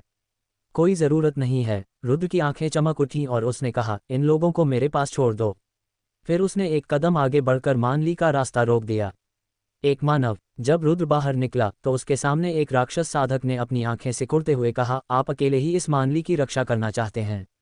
तुम पीछे हट जाओ और मैं तुम्हारी जान बख्श सकता हूं, अन्यथा परिणाम भुगतो। रुद्र हवा में खड़ा था, प्रत्येक शब्द स्पष्ट रूप से बोल रहा था। सामने खड़े राक्षस साधक सभी मानव शरीरधारी थे, जिनके सिर राक्षसी थे। प्रत्येक का कद एक झांग से अधिक था, लोहे के टॉवर राक्षसों की तरह जो दबंग आभा से भरे हुए थे। हालांकि रुद्र ने बिना किसी डर के इन लोगों का सामना किया, बल्कि वह एक सम्राट की तरह था जो इन राक्षस साधकों को कुछ भी नहीं मानता था। एक इंसान इतना घमंडी हो सकता है? रुद्र को इस तरह बोलते देख एक राक्षस साधक की आंखें ठंडी हो गईं और वह एक कदम आगे बढ़ गया। वाह! उसके पीछे प्रकाश और छाया की एक चमक दिखाई दी और एक तेज ब्लेड शून्य को भेदते हुए सीधे रुद्र की ओर प्रहार किया। यह अर्ध शिशु शून्य क्षेत्र का एक शक्तिशाली विशेषज्ञ था, जो एक समुद्री बिच्छू था। बिच्छू की पूंछ शून्य को चीरती हुई निकल गई, उसकी गति अद्भुत थी। उस एक ही प्रहार से शून्य फट गया। ये कल्पना करना कठिन नहीं था कि एक साधारण साधक प्रहार से सुरक्षित बच पाएगा या नहीं। हालांकि इस तरह के हमले का सामना करते हुए रुद्र को जरा भी डर नहीं लगा। समुद्री डाकू वास्तव में निर्दयी और क्रूर होते हैं। राक्षस साधक को सीधे हमला करते देख रुद्र की आंखें धीरे धीरे ठंडी हो गईं। Martial seal. रुद्र ने एक ठंडी खर्राट भरी और तुरंत ही उसकी चेतना के सागर में एक मार्शल सील प्रकट हुई। यह मार्शल सील थी जिसे मार्शल किंग जियो ने रुद्र के लिए छोड़ा था। जैसे जैसे रुद्र की ताकत बढ़ती गई, उसने इस मोहर का उपयोग नहीं किया। हालांकि इस समय जब रुद्र के सभी अन्य तुरुप के पत्ते समाप्त हो गए थे, यह मार्शल सील उसकी सबसे बड़ी निर्भरता बन गई थी। जैसे ही मार्शल सील प्रकट हुई, एक विशाल युद्ध की मंशा प्रकट हुई। उसी समय मार्शल आर्ट की एक शक्ति ने आसपास के क्षेत्र को घेर लिया। क्षेत्र बल बरसने लगा, जिससे पूरा विश्व मानो एक मार्शल आर्ट क्षेत्र में बदल गया। राक्षस साधक द्वारा किए गए भयंकर आक्रमण की गति अचानक कम हो गई और मूल रूप से विशाल उतार चढ़ाव स्पष्ट रूप से ठोस होने लगे। मूलतः ढह रहा शून्य भी स्थिर होने लगा। इस बीच पास में मौजूद अन्य राक्षस साधकों ने महसूस किया कि उनके शरीर के भीतर राक्षस सार क्यूई का संचार काफी धीमा हो गया था। क्या हो रहा है? ब्लैक हॉर्न समुद्री डाकू समूह के 16 साधकों के चेहरे बदल गए। विशेषकर उस बिच्छू राक्षस की आंखों में, जिसने हमला किया था, आश्चर्य की गहरी झलक दिख रही थी। उसका वह प्रहार कितना शक्तिशाली था। फिर भी इस क्षण उसे एक जबरदस्त प्रतिरोध का सामना करना पड़ रहा था, जिससे एक एक कदम भी आगे बढ़ना बेहद मुश्किल हो रहा था। इस बात ने उसके मन में गहरी दहशत भर दी। इससे पहले कि वह कुछ कर पाता, उसके सामने वाला युवक पहले ही हिल चुका था। गुंजन। रुद्र ने एक कदम आगे बढ़ाया और उसकी आंखों में प्रकाश की एक लहर चमक उठी। भ्रम की एक शक्ति फैल गई। ये शक्ति बहुत विचित्र थी, बाहरी लोग इसे पहचान नहीं सकते थे, और यह चुपचाप बिच्छू दानव की चेतना के सागर पर आक्रमण कर देती थी। तभी बिच्छू राक्षस को अपनी आंखों के सामने धुंधलापन महसूस हुआ, मानो वह किसी रहस्यमयी दुनिया में प्रवेश कर रहा हो। और इसी क्षण रुद्र ने अपनी चाल चली। वाह! उंगली के प्रकाश की एक किरण चमकी, जिसने बिच्छू राक्षस की चेतना के सागर को सीधे चकनाचूर कर दिया। इस प्रकार अर्ध शिशु शून्य क्षेत्र का एक शक्तिशाली विशेषज्ञ नष्ट हो गया। मार्शल सील के दमन और मायावी दिव्य नेत्रों की उलझन के कारण इस बिच्छू दानव में प्रतिरोध करने की कोई शक्ति नहीं थी। मृत। ये देखकर ब्लैक हॉर्न समुद्री डाकू समूह के अन्य 15 सदस्यों के चेहरे पर भय का भाव प्रकट हुआ।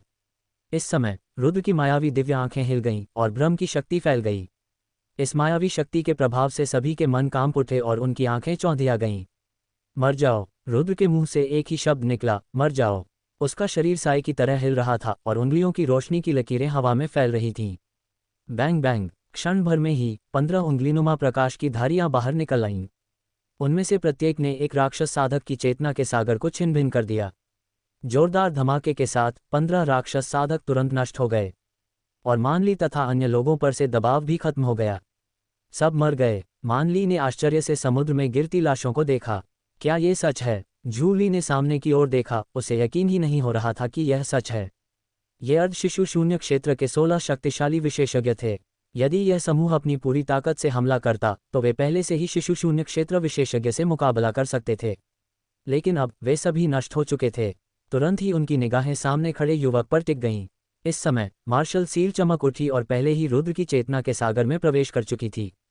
रुद्र वहां हवा में खड़ा था, उसकी गहरी आंखें सामने की ओर देख रही थीं, और उससे एक राजा जैसी आभा निकल रही थी। इस समय ये युवक कोई साधारण युवक नहीं लग रहा था। वह एक सम्राट की तरह था, जो दुनिया को देख रहा था। ये कैसे संभव है? मानली ने अपना सिर हिलाया। उसी क्षण उसे लगा कि उसके सामने खड़ा युवक उसके अपने कुलगुरु से भी ज्यादा राजसी आभा लिए हुए है। ऐसा स्वभाव मानो उसके वंश से, मानो उसकी आत्मा से लोगों के मन में अनायास ही श्रद्धा का भाव जगा देता था। लेकिन उसके सामने खड़ा ये युवक तो केवल एक महल क्षेत्र का साधक था। भाई रुद्र तो कमाल के हैं।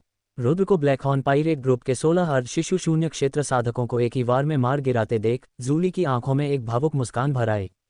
भाई रुद्र, क्या आप मेरे चाचा की मदद कर सकते हैं? इस समय उसने आगे देखा। वहां बीव कबीले के 2 बुजुर्ग अपनी मूल शक्ति का एक बड़ा हिस्सा खर्च कर रहे थे तथा ब्लैक हॉर्न बुल दानव और ब्लैक टाइगर महान दानव का हठपूर्वक विरोध कर रहे थे। जाओ उनसे लड़ो। ये सुनकर जूली की भौहें तन गईं। वे शिशु शून्य क्षेत्र के महान राक्षस थे, रुद्र उनसे कैसे मुकाबला कर सकता था?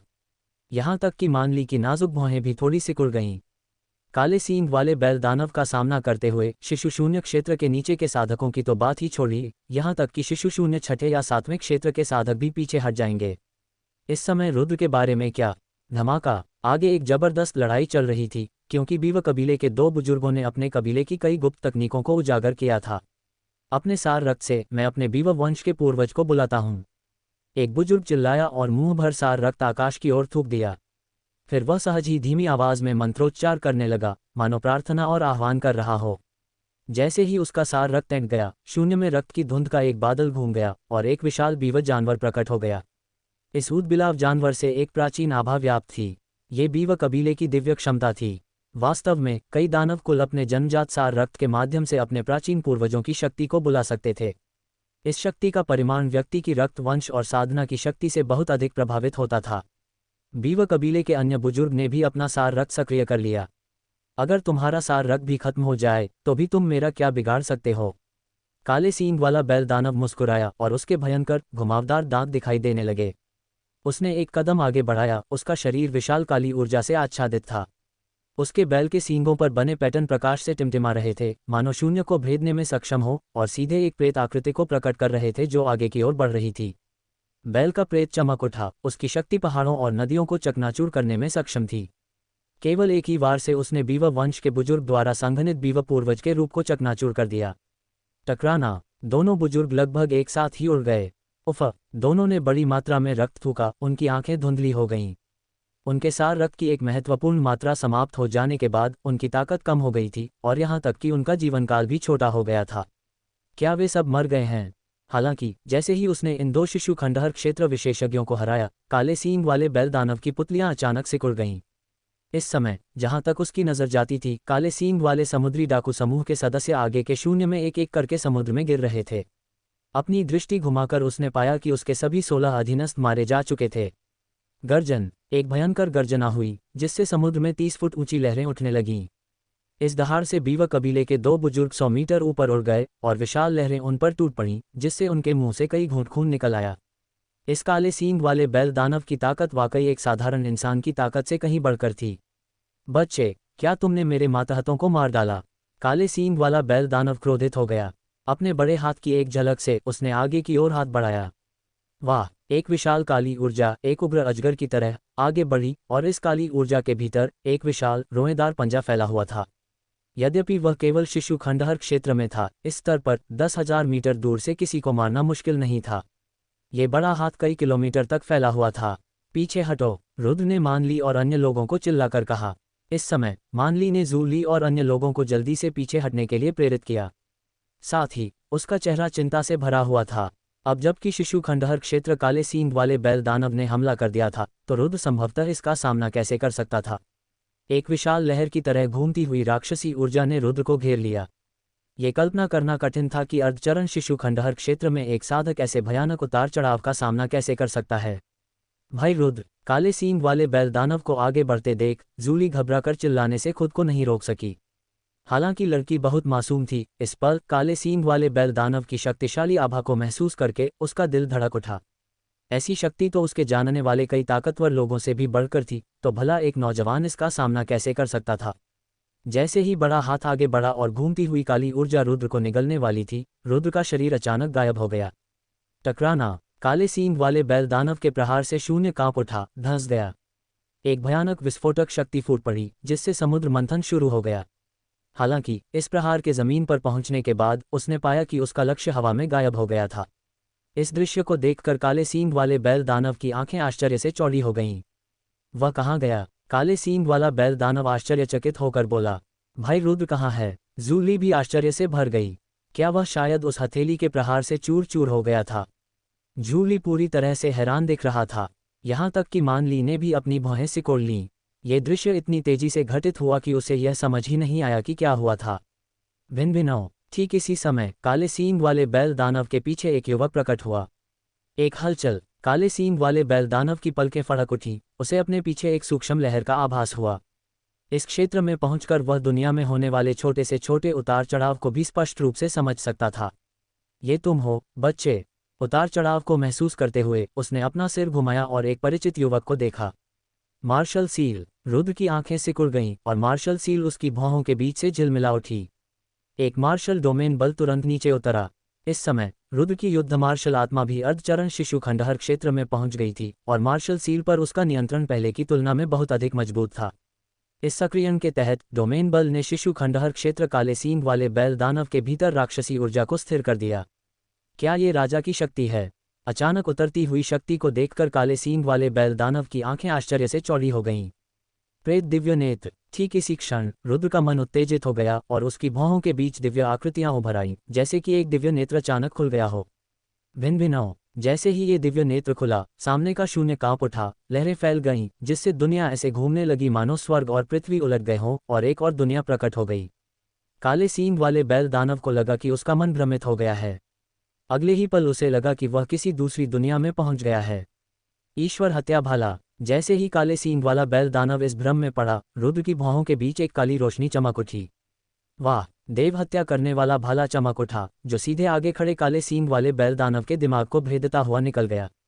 टकराना। एक जोरदार धमाका हुआ और काले सींग वाले बैल दानव की चेतना का सागर हिल उठा, उसकी नवजात आत्मा बिखर गई। जब उसका मन भ्रमित हो गया था, उसने प्रतिरोध करने की अपनी क्षमता खो दी थी, तो वह ईश्वर हत्या करने वाले भाले के घातक प्रहार का सामना कैसे कर सकता था। चेतना के सागर के बिखर जाने के बाद काले सींग वाले बैल दानव के शरीर पर मौजूद राक्षसी ऊर्जा धीरे धीरे खत्म होने लगी और उसकी जीवन शक्ति धीरे धीरे लुप्त हो गई। क्षण भर में ही विशाल समुद्र पर काले सींग वाले बैल दानव की आभा का एहसास होना बंद हो गया। यह बड़ा भाई मर गया है। उसके बगल में काले बाघ दानव का चेहरा नाटकीय रूप से बदल गया। क्या शक्तिशाली ब्लैक हॉर्न वास्तव में नष्ट हो गया था। ब्लैक हॉर्न पायरेट ग्रुप के सदस्य के रूप में वह अच्छी तरह से जानते थे कि ब्लैक हॉर्न की ताकत कितनी भयानक थी। यदि उसने अपनी पूरी शक्ति लगा दी होती तो बीव कबीले का शिशु खंडहर क्षेत्र 8वीं अवस्था विशेषज्ञ भी उससे लड़ने में सक्षम नहीं होता। फिर भी ऐसा दुर्जय व्यक्तित्व वास्तव में मर गया था, और एक युवक के हाथों। ये व्यक्ति कौन है। ब्लैक टाइगर डेमन ने आश्चर्य भरी आंखों से रुद्र को देखा। वाह। इस समय देव हत्या करने वाला भला चमक उठा और रुद्र की चेतना के सागर में प्रवेश कर गया। उसी समय मार्शल सील भी उसकी चेतना के सागर में प्रवेश कर गया। रुद्र की आभा संयमित थी और वह हवा में खड़ा था। ऐसा प्रतीत हो रहा था जैसे कोई राजा दुनिया का सर्वेक्षण कर रहा हो। काले सींग वाला बैल दानव। रुद्र ने अपना बड़ा हाथ लहराया और काले सींग वाले बैल दानव को अपनी ओर खींचा। शिशु खंडहर क्षेत्र के महान दानव की लाश का कोई मूल्य नहीं है, लेकिन मुझे आश्चर्य है कि क्या इस पर कोई खजाना छिपा है। रुद्र ने उत्सुकता से काले सींग वाले बैल दानव को देखा। एक हड्डी की अंगूठी। अचानक उसे काले सींग वाले बैल दानव के शरीर पर एक प्राचीन अंगूठी मिली। यह एक स्थानिक वलय जैसा होना चाहिए। उसने तुरंत हड्डी का वलय निकाल लिया। बच्चे, तुमने सच में ब्लैक हॉर्न को मारने की हिम्मत की। ये देखकर कि रुद्र ने न सिर्फ ब्लैक हॉर्न को मार डाला बल्कि उसकी लाश भी ले गया, ब्लैक टाइगर दानव की आंखें तुरंत क्रूरता से चमक उठीं। ब्लैक हॉर्न को मारकर अब से इस स्वर्गीय दानव दक्षिण सागर क्षेत्र में, न तो स्वर्ग में और न ही धरती पर, कोई भी तुम्हें बचा नहीं सकता। उसके शरीर से भी भयंकर आभा फूट पड़ी। क्या तुम्हारी बात खत्म हो गई। इस समय रुद्र ने मुड़कर काले बाघ दानव को देखा। उसकी आंखों में एक ठंडी चमक थी। मरने के लिए तैयार हो जाओ। काला बाघ दानव आगे बढ़ा और एक विशालकाय काले बाघ में बदल गया। उसके एक ही कदम से शून्य कांप उठा और समुद्र तुरंत लहरों से थर्रा उठा। एक भयानक आभा के साथ विशाल लहरें आगे बढ़ीं। जैसे ही उसकी हथेली फैली, प्रचंड प्रचंड तालिये और रुद्र की ओर बढ़ीं। जानवर। काले बाघ दानव को इस तरह से हमला करते देख रुद्र के होठों पर मुस्कुराहट आ गई। विशाल राक्षसी ऊर्जा उमड़ पड़ी। उसकी गति अत्यधिक थी, जिससे रुद्र का शरीर अनिश्चित रूप से डगमगाने लगा। शिशु विनाश क्षेत्र विशेषज्ञ की आभा वास्तव में कुछ ऐसी थी जिसका सामना रुद्र इस समय नहीं कर सकता था। हालांकि जैसे ही ब्लैक टाइगर डेमन का वार रुद्र पर होने वाला था, रुद्र का शरीर हवा में गायब हो गया। फिर से गायब हो गए। ये देखकर मानली की खूबसूरत आंखें चमक उठीं। क्या उसके पास कोई दिव्य क्षमता है। झूली भी जिज्ञासा से भर गया। भिन्न भिन्न। बस एक पल में रुद्र काले बाघ दानव के पीछे प्रकट हुआ। मार्शल सील ने मार्शल क्षेत्र की शक्ति लेकर तुरंत उसे दबा दिया। मार्शल सील की रहस्यमय डोमेन शक्ति के साथ रुद्र एक उच्च क्षेत्र के मजबूत साधक के भीतर सच्चे सार के प्रवाह को पूरी तरह से धीमा कर सकता था। यहाँ तक कि उनके हमले और धारणाएं भी सुस्त हो जाएंगी, विशेषकर तब जब आप अचानक इस तरह से फंस जाएं। मेरी शक्ति धीमी हो रही है।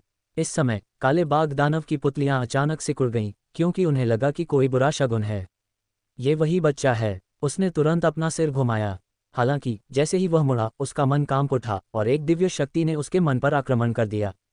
अचानक उसे लगा कि उसकी आंखों के सामने दुनिया हिल रही है। ये भ्रम की शक्ति थी।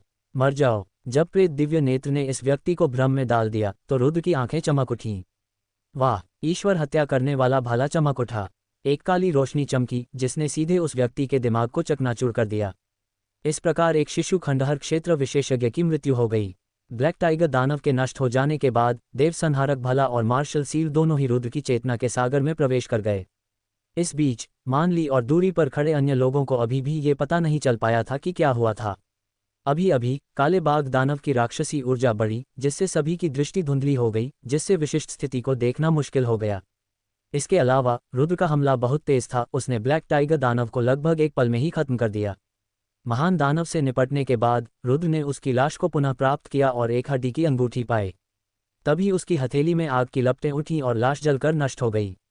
बस एक पल में रुद्र ने 2 महान राक्षसों को मार डाला था। सब कुछ सहज और शांत दिखाई दे रहा था। ये पूरी तरह से आश्चर्य के तत्व की वजह से ही था कि मैं इन 2 महादैत्यों का नाश कर पाया। हालांकि रुद्र गहराई से समझ गया था कि यह जीत भाग्य का ही कमाल थी, क्योंकि ये लोग उसके बारे में कुछ नहीं जानते थे। बिना किसी सावधानी के वे मार्शल सील और प्रेत दिव्य नेत्र की शक्ति का विरोध कैसे कर पाते। क्या काले सींग वाला बैल दानव और काला बाघ दोनों ही नष्ट हो गए हैं? अपने सामने का दृश्य देखकर जूली ने गहरी सांस ली। लड़की की छाती धड़क उठी, उसकी भावनाओं को शांत करना मुश्किल हो रहा था। यहाँ तक कि उनके कुल के बुजुर्ग, जिनका सार रक्त समाप्त हो चुका था, इन दो महादानवों का मुकाबला नहीं कर सके।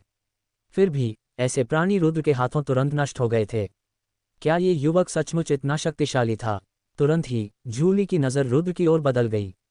उसकी आंखों में जिज्ञासा के अलावा विस्मय का गहरा भाव भी था। यह मानव युवक सरल नहीं है। इस क्षण बीव कबीले के दोनों बुजुर्गों ने भी गहरी श्रद्धा से रुद्र को देखा। उन्हें अब इस युवक पर एक ऐसी आभा का आभास हुआ जो केवल एक राजा में ही होती है। रुद्र दो शिशु आत्मा क्षेत्र के शक्तिशाली लोगों को शीघ्रता से मार डालने के बावजूद शांत और स्थिर भाव से हवा में खड़ा था। उसके चेहरे पर कोई अहंकार या घमंड नहीं था, केवल स्थिरता और गहरी शांतिपूर्ण शांति थी। अर्धचरण शिशु आत्मा क्षेत्र में एक व्यक्ति के पास ऐसी आभा कैसे हो सकती है? इस युवक की पृष्ठभूमि अवश्य ही बहुत अच्छी रही होगी। समुद्री उद्बिलाव जनजाति के दो बुजुर्गों ने एक दूसरे को देखा और अपने मन में विचार करने लगे। भाई रुद्र कमाल के हैं। जूली भी बहुत हैरान हुई, लेकिन जब उसने दोनों बड़े राक्षसों को गिरते और खतरा टलते देखा तो उसके चेहरे पर एक प्यारी सी मुस्कान आ गई। बहन, अब हमें चिंता करने की कोई ज़रूरत नहीं है। मानली ने हल्के से सिर हिलाया और अपनी छोटी बहन के बालों को अपने जैद जैसे हाथ से धीरे से सहलाया। हालांकि जैसे ही उसने आगे देखा, उसकी लंबी खूबसूरत आंखों में अभी भी गंभीरता की झलक झलक रही थी। अब जब काले सींग वाला बैल दानव गिर गया है तो क्या अब कोई परेशानी नहीं होगी? अपना सिर हिलाते हुए मानली ने अधिक सोचना बंद कर दिया। वह इस बार बच जाने पर खुद को भाग्यशाली महसूस कर रही थी। तुरंत ही वह अपनी बहन को साथ लेकर आगे भागी। चाचाओ, आपको कितनी गंभीर चोट लगी है? मानली और जूली ने तुरंत दोनों बुजुर्गों को उठाया। इस समय दोनों बुजुर्गों की आभा कमजोर हो गई थी और उनके चेहरे पीले पड़ गए थे। पिछली लड़ाई में उनकी मूल शक्ति का एक बड़ा हिस्सा समाप्त हो चुका था और कौन जानता था कि उनके जीवनकाल का कितना हिस्सा नष्ट हो चुका था। वे अपनी अंतिम सांस तक पहुंचने से बस एक कदम दूर थे। हम अभी मरे नहीं हैं, एक बुजुर्ग ने हाथ हिलाकर कहा। युवा मास्टर रुद्र की बदौलत हम इस बार बच गए। दूसरे बुजुर्ग ने दूर से युवक को देखते हुए भावुक होकर आह भरी। इस समय रुद्र इत्मीनान से चला आया। भाई रुद्र, आप तो कमाल के हैं। जूली एक नन्ही चिड़िया की तरह चहचहाए रुद्र की तरफ दौड़ी, उसका हाथ पकड़ लिया और प्रशंसा से बोली, भाई रुद्र, आप इतने शक्तिशाली कैसे हो सकते हैं? आपने तो उन दो दुष्ट राक्षसों को पल भर में मार गिराया। छोटी लड़की की बड़ी बड़ी आंखें झपक रही थीं, जिससे उसकी शुद्ध और मासूम निगाहें प्रकट हो रही थीं। जूली, मानली और दोनों बुजुर्ग उत्सुक निगाहों से देख रहे थे। यहाँ तक कि उन्हें भी यह विश्वास करना कठिन लगा कि इस युवक के पास इतनी गहन शक्ति है। हे, ये तो बस किस्मत थी। रुद्र अजीब तरह से हंसा। किस्मत? जूली ने मुंह बनाया, उसकी आंखों में तिरस्कार का भाव था। लड़की को साफ तौर पर रुद्र की बातों पर यकीन नहीं हुआ। मानली के होठों पर हल्की सी मुस्कान आ गई, उसकी आंखों में भी संदेह झलक रहा था। अच्छा हुआ कि यह संकट सुलझ गया। रुद्र को चुप देखकर उसके बगल में बैठे एक बुजुर्ग ने हल्की सी मुस्कुराहट के साथ बीच में ही कहा, हालांकि ब्लैकहॉर्न गिर गया है, लेकिन ये जगह ज्यादा देर तक रुकने लायक नहीं है। चलो जल्दी से चलते हैं। मानली ने भी थोड़ा सिर हिलाया। उन लोगों का क्या? दूसरे बुजुर्ग की आंखें थोड़ी हिल गईं जब उसने पूछा। वे सब भाग गए। जूली ने नाराजगी से कहा, ये रीढ़विहीन कायरों का एक समूह है। ये समझ में आता है। हालांकि दोनों बुजुर्ग थोड़े निराश थे, लेकिन उन्होंने इससे ज्यादा कुछ नहीं कहा। आखिर ऐसी स्थिति में कितने लोग पीछे रह जाएंगे? ये सोचते हुए दोनों बुजुर्ग रुद्र को देखने से खुद को रोक नहीं पाए। इस युवक में वफादारी की भावना जरूर है। दोनों ने हल्के से सिर हिलाया। स्पष्टतः रुद्र के कार्यों को उनकी स्वीकृति प्राप्त हो गई थी। बड़ा जहाज टूट गया था और संरचना अब मौजूद नहीं थी। हालांकि बुजुर्गों की हड्डियों में से एक अंगूठी चमक उठी और उसके अंदर से एक विशाल जानवर के आकार का जहाज निकला। इस जहाज में 2 परतें थीं तथा इसके पतवार पर संरचना के नमूने उकेरे गए थे, लेकिन इसका स्तर स्पष्ट रूप से पिछले गहरे सुनहरे जहाज की तुलना में कम था। युद्ध के बाद मानली डेक पर खड़ी थी, उसकी आंखें झपक रही थीं मानो वह किसी चीज का इंतजार कर रही हो। उसे अभी अभी अपने कबीले के लोगों से संदेश मिला था कि 3 आदिवासी बुजुर्ग वहां पहुंचने की पूरी कोशिश कर रहे हैं। जहां तक रुद्र का प्रश्न है, वह एक साधना कक्ष में प्रवेश कर चुका था। 2 हड्डी के छल्ले निकालकर उसका मन उनमें व्याप्त हो गया। ये सभी औषधीय तत्व हैं। जैसे ही उसका मन हड्डी के छल्लों में डूब गया, रुद्र की आंखों में प्रत्याशा दिखाई दी। इस काले सींग वाले बैल दानव के पास कुछ आध्यात्मिक जड़ी बूटियां हैं, लेकिन काला बाघ साफ तौर पर कहीं ज्यादा बुरा है। रुद्र ने सभी औषधीय सामग्री निकाली और उन्हें वर्गीकृत करना शुरू कर दिया। यह एक समुद्री तारा फूल है जिसमें प्रचुर मात्रा में सत्व है। साधारण राक्षसी जानवर इसकी सुगंध सूंघकर ही बुद्धि प्राप्त कर सकते हैं। ये फूल लोगों को उनकी आत्मा को पुनर्जीवित करने में मदद कर सकता है। ये स्वर्गीय ऑर्किड क्रिस्टल है जिसका उपयोग आत्मापथ अमृत को परिष्कृत करने के लिए किया जा सकता है। दुर्भाग्यवश इसमें अभी भी कुछ पुरानी औषधीय जड़ी बूटियां नहीं हैं। रुद्र ने धीरे से आह भरी। इस काले सींग वाले बैल दानव में अभी भी कमी थी, इसमें शाही रक्त वाली जड़ी बूटियां नहीं थीं। ये तो स्वर्गीय दानव सागर का दक्षिणी किनारा है, एक बंजर जमीन। इतने सारे सम्राट कहाँ होंगे? ये सुनकर स्वर्गभक्षी गौरैया ने आंखें घुमाईं और कहा, एक बार जब तुम दानव लोग पहुंच जाओगे तो मैं गारंटी देता हूं कि तुम्हें अनगिनत औषधीय जड़ी बूटियां मिलेंगी। आप असली ड्रैगन का खून भी खा सकते हैं। सच्चा ड्रैगन खून। रुद्र ने भौहें उठाईं और कहा, क्या दानव क्षेत्र में सच्चे ड्रैगन हैं? अच्छा, यहाँ तो काफ़ी अजगर और फ्लड ड्रैगन हैं। स्वर्गभक्षी गौरैया अजीब तरह से हंसी, लेकिन ये राजा स्तर के अजगर वाकई बहुत स्वादिष्ट होते हैं, और सुनहरे पंखों वाला ग्रेट पेंग भी। हालांकि इनका रक्त वंश उनके पूर्वजों जितना शुद्ध नहीं है, फिर भी इनका स्वाद लाजवाब होता है। इस व्यक्ति का चेहरा उत्सुकता से भरा हुआ था। सुनहरे पंखों वाला महान पेंग है ना? रुद्र की आंखें थोड़ी सिकुड़ गईं। स्वर्गीय राजधानी क्षेत्र में पेंग कबीले थे। हालांकि ये पेंग वंश केवल वंशज थे जिनके पूर्वजों ने दिव्य स्तर के स्वर्ण पंख वाले महान पेंग के सार रक्त को परिष्कृत किया था, इस प्रकार उन्हें उनका वंश विरासत में मिला। वे वास्तव में पेंग कबीले नहीं थे, लेकिन ये दानव क्षेत्र अलग था। ये सच्चे पेंग कबीले थे जिनमें वास्तविक महान राक्षसों का रक्तवंश समाहित था। दानव क्षेत्र एक शानदार दुनिया होनी चाहिए। तुरंत रुद्र दानव क्षेत्र के बारे में जिज्ञासा से भर गया। औषधीय सामग्री को एक तरफ रखकर रुद्र ने अपनी आंखें बंद करना और अपनी ऊर्जा इकट्ठा करना शुरू कर दिया। 3 घंटे बाद आगे आकृतियां टिमटिमाती हुई दिखाई दी और 3 बुजुर्ग उनकी ओर उड़ते हुए आए। उनके साथ समुद्री उदबिलाव जनजाति के कुछ युवा सदस्य भी थे जो पहले ही भाग चुके थे। आदिवासी बुजुर्ग यहाँ हैं, देख पर जूली के चेहरे पर एक प्यारी सी मुस्कान फैल गई। वे लोग, हालांकि जूली ने 3 आदिवासी बुजुर्गों के बगल में खड़े युवकों को गुस्से से घूरा। मान ली, जूली, क्या तुम दोनों ठीक हो? नेता एक महिला थी, सुंदर और शिष्ट, लंबी संकरी आंखों वाली, जिनमें एक आकर्षण था। उसने मानली की तरफ देखा और उसकी हालत भांपने के बाद उसकी तनावग्रस्त नसें आखिरकार ढीली पड़ गईं। उसके पीछे 2 बुजुर्ग थे, उनकी दाढ़ी पहले से ही सफ़ेद थी। चाची शान। उस महिला को देखते ही जूली खुद को उसकी बाहों में गिरने से नहीं रोक सकी। ठीक है, रोना मत। रोओगे तो सुंदर नहीं लगोगे, जानते हो। महिला हल्की सी मुस्कुराई, जूली को प्यार भरी नज़रों से देखा। फिर उसकी नज़र उन 2 अधेड़ उम्र के आदमियों पर पड़ी जो पालथी मारकर बैठे थे, अपनी चोटें ठीक कर रहे थे और अभी अभी उठे थे। हमें केवल मामूली चोटें आईं, अधेड़ उम्र के एक व्यक्ति ने कड़वी मुस्कान के साथ कहा। ब्लैक हॉर्न के बारे में क्या?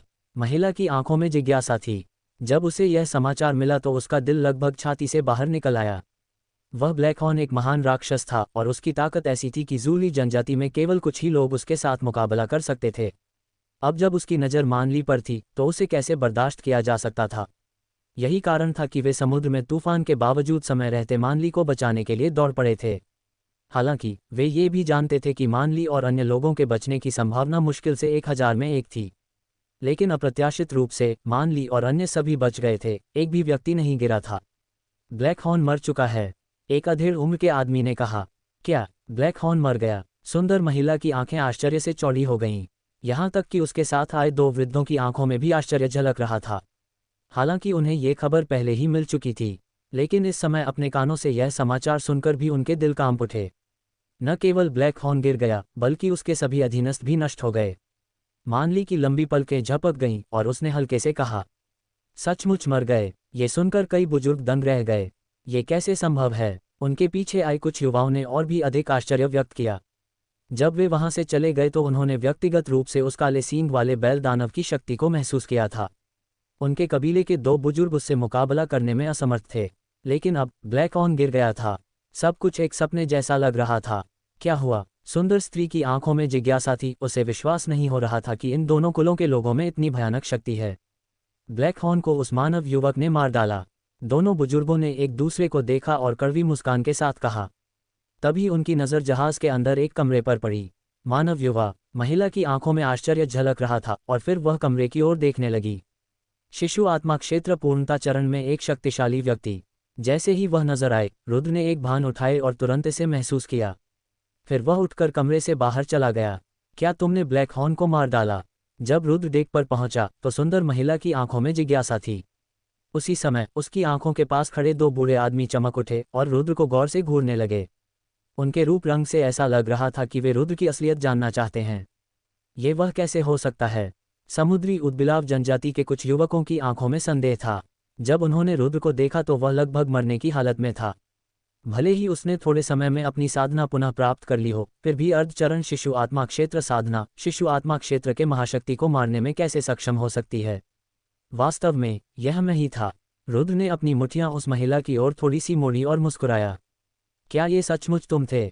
महिला की आंखों में आश्चर्य था और उसका चेहरा थोड़ा अजीब था।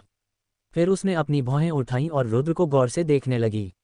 मैं देख रहा हूं कि छोटा भाई तो केवल अर्धचरणीय शिशु आत्मा क्षेत्र में है, तो तुम शिशु आत्मा क्षेत्र के काले सीन को कैसे मार सकते हो? बड़ी बहन से झूठ मत बोलना, ठीक है?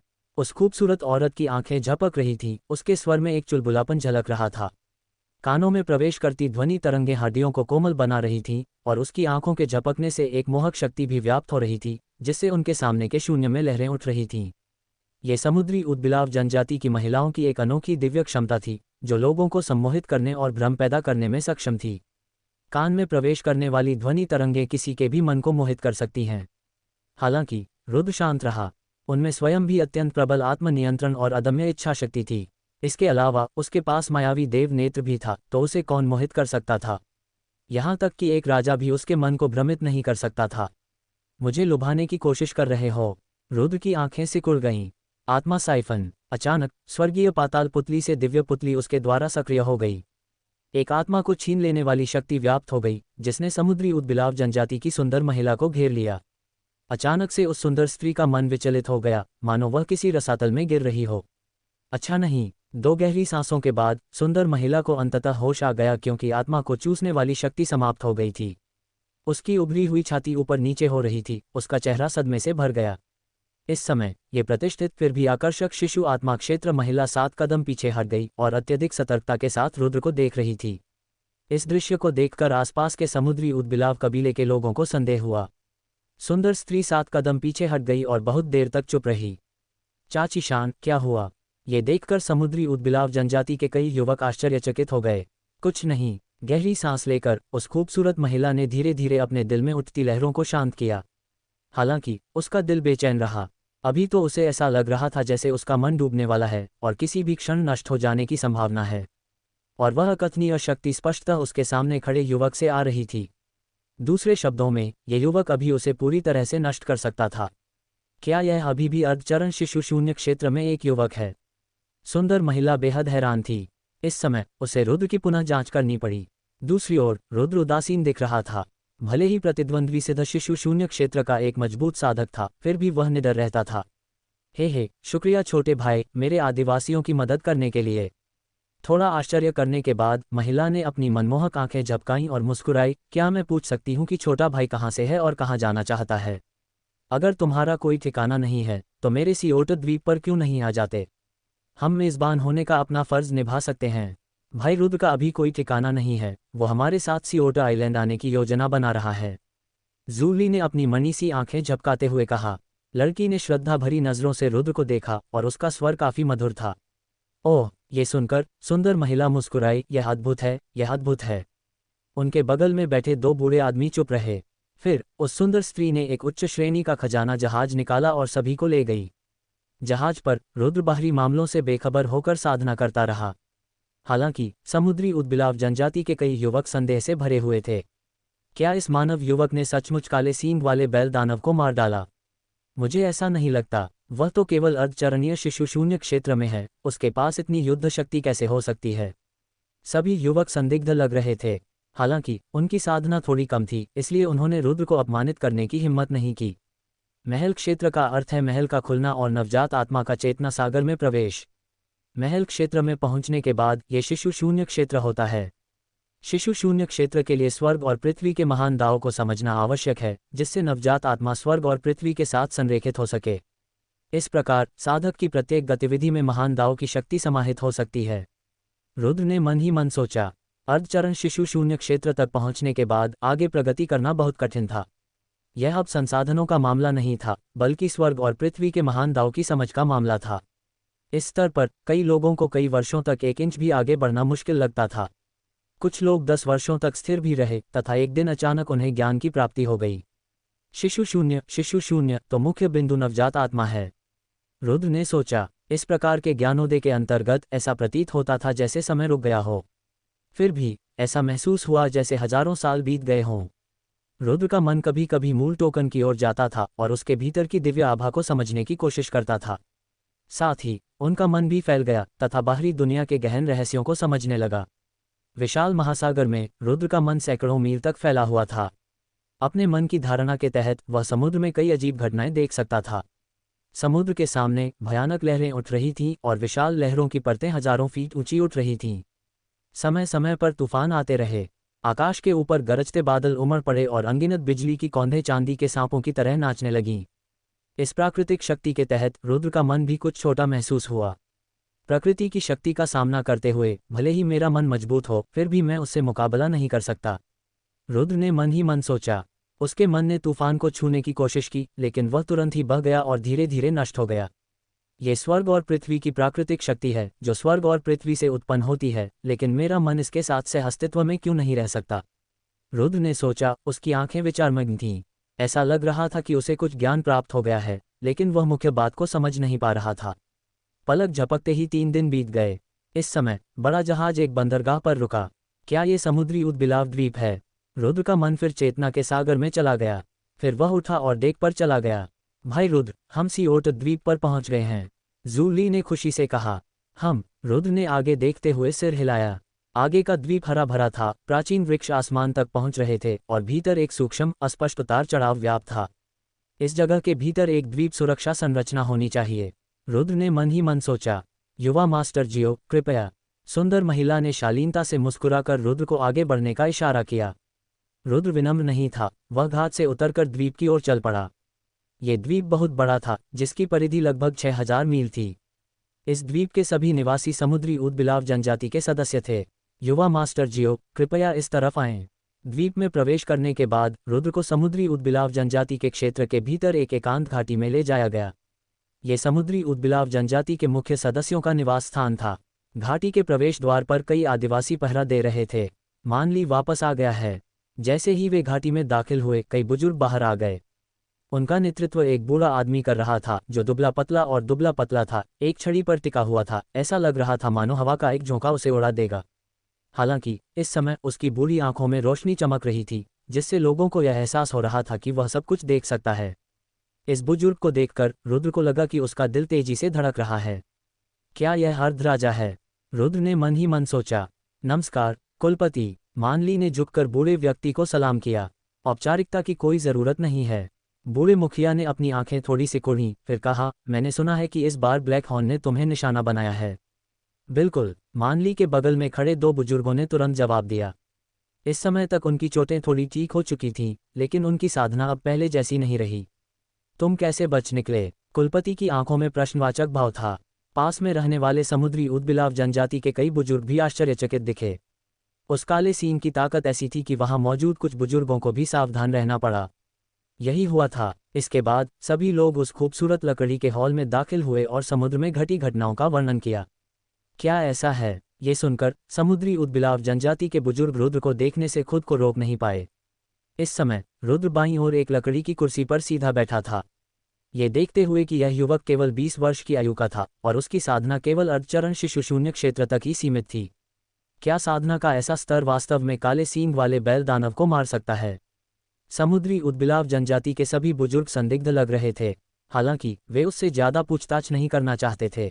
हे, इस बार युवा गुरु जियाओ की सहायता के लिए धन्यवाद। क्या मैं पूछ सकता हूं कि युवा गुरु जियाओ को क्या चाहिए? अगर आपकी कोई ज़रूरत हो तो बेझिझक बताएं। मेरा सीओट कबीला आपको संतुष्ट करने की पूरी कोशिश करेगा। हमारे आदिवासी दोस्तों में कभी भेदभाव नहीं करते। सीओट कबीला के मुखिया ने हल्की मुस्कान के साथ कहा। इस बार मैंने इसलिए ऐसा किया क्योंकि मिस मानली ने मुझे पहले बचाया था, लेकिन अगर कुलपति की कोई ज़रूरत है तो मेरी भी कुछ ज़रूरतें हैं। सीओट कुलपति को बोलते देख रुद्र विनम्र नहीं हुआ। इस समय उसे अपनी ताकत बढ़ाने के लिए संसाधनों की सख्त ज़रूरत थी। ये सुनकर समुद्री उद्बिलाव के कुलपति ने अपनी भौहें उठाईं और मुस्कुराते हुए पूछा, क्या मैं पूछ सकता हूं कि आपको किस प्रकार की सहायता चाहिए? मैं पहले भी घायल हो चुका हूं और अपनी साधना को पुनः प्राप्त करने के लिए मुझे बहुत सारी आध्यात्मिक जड़ी बूटियों की आवश्यकता है। रुद्र ने कहा, मुझे आश्चर्य है कि क्या आपके कबीले के पास कोई आध्यात्मिक जड़ी बूटियां हैं। आध्यात्मिक जड़ी बूटियां। समुद्री उद्बिलाव के कुलपति ने भौहें उठाईं और कहा, आप उनकी सूची बना सकते हैं। अच्छा। रुद्र विनम्र नहीं था और उसने कई औषधीय जड़ी बूटियों की सूची दी। इनमें से अधिकांश आत्मा को पुनः स्वस्थ करने वाली औषधीय जड़ी बूटियां थीं। बेशक प्रेतकृमि और सदाबहार कछुए के लिए कई औषधीय जड़ी बूटियां तैयार की गई थीं। ये दोनों जानवर उस समय उसके लिए बहुत गंभीर रूप से घायल थे और रुद्र को इस समय अपनी प्रशंसा दिखानी पड़ी। इनमें से कुछ औषधीय जड़ी बूटियां हमारे कबीले में उपलब्ध हैं, लेकिन ये सोल क्रिस्टल और स्टार सोल ग्रास मिलना थोड़ा मुश्किल है। सूची देखने के बाद सियोर्ट के मुखिया ने थोड़ा भौहें चढ़ाईं और कहा, मुझे आश्चर्य है कि क्या यंग मास्टर जियो को इन औषधीय जड़ी बूटियों की तत्काल आवश्यकता है। अभी इन्हें लेना जरूरी नहीं है। रुद्र ने अपनी हथेलियां फैलाते हुए कहा, ठीक है, हम जल्द से जल्द इन औषधीय जड़ी बूटियों को ढूंढ लेंगे, समुद्री उद्बिलाव के मुखिया ने कहा। धन्यवाद कुलपति, रुद्र ने अपनी मुट्ठियां भींचते हुए कहा। आपका स्वागत है, समुद्री उद्बिलाव के मुखिया ने हंसते हुए कहा। क्या मैं पूछ सकता हूं कि युवा मास्टर जियाओ कहाँ से हैं? समुद्री उद्बिलाव जनजाति के एक बुजुर्ग ने मुस्कुराते हुए पूछा। ये भी एक ऐसी महिला थी जो अभी भी आकर्षक और आकर्षण से भरी हुई लग रही थी, जिससे उसकी वास्तविक उम्र का पता लगाना असंभव था। दूर दक्षिणी जंगल से। रुद्र ने स्वर्गीय राजधानी क्षेत्र का जिक्र किए बिना हल्के से मुस्कुराया। दक्षिणी जंगल। समुद्री उद्बिलाव जनजाति के सभी बुजुर्गों ने अपनी भौहें थोड़ी सी सिकुड़ी, ऐसा लग रहा था कि उन्हें इसकी कोई जानकारी ही नहीं थी। उनमें से कई तो कभी दानव लोक में गए ही नहीं थे, तो फिर वे स्वर्गीय राजधानी क्षेत्र के बारे में कैसे जान सकते थे, जो कि उनसे अंतहीन दूरी पर था। नमस्कारों का आदान प्रदान करने के बाद रुद्र को एक निवास स्थान पर ले जाया गया। यहाँ एक शानदार लकड़ी का घर था और उसके सामने एक तालाब था, जिसमें पहाड़ से झरने का पानी बहता था, जिससे यह असाधारण रूप से शांत था। इस द्वीप की संरचना ऐसी है जो स्वर्ग और पृथ्वी की आध्यात्मिक ऊर्जा को आकर्षित करती है। आध्यात्मिक ऊर्जा काफ़ी समृद्ध है, लेकिन इसकी तुलना जियाओ कबीले जैसे बड़े कबीलों से नहीं की जा सकती। वहां बसने के बाद रुद्र ने ज्यादा कुछ नहीं सोचा। उसकी आध्यात्मिक समझ फैल गई और वह सियोर्ट द्वीप पर कई उतार चढ़ाव महसूस कर सका। समुद्री उद्बिलाव जनजाति की आबादी तो काफ़ी है, लेकिन मजबूत साधक बहुत कम हैं। कोई राजा नहीं है, बस कुछ अर्धचरणीय राजा और अर्ध राजा ही शासन करते हैं। ऐसे कुल के लिए रुद्र को चिंता करने की कोई बात नहीं थी, इसलिए उसने जल्दी से अपना ध्यान हटाकर साधना शुरू कर दी। इस अपरिचित स्थान पर पहुंचकर उसे अपनी शक्ति बढ़ाने की तत्काल आवश्यकता थी। हालांकि जब रुद्र समुद्री उद्बिलाव जनजाति के लकड़ी के हॉल में गुप्त रूप से साधना कर रहा था, तब कई बुजुर्ग तितर बितर नहीं हुए थे। मान ली, क्या इस बार तुम्हें समुद्र स्वर्ग दिव्य पत्थर प्राप्त हुआ? एक बुजुर्ग ने पूछा। हाँ, मान ली ने सिर हिलाया।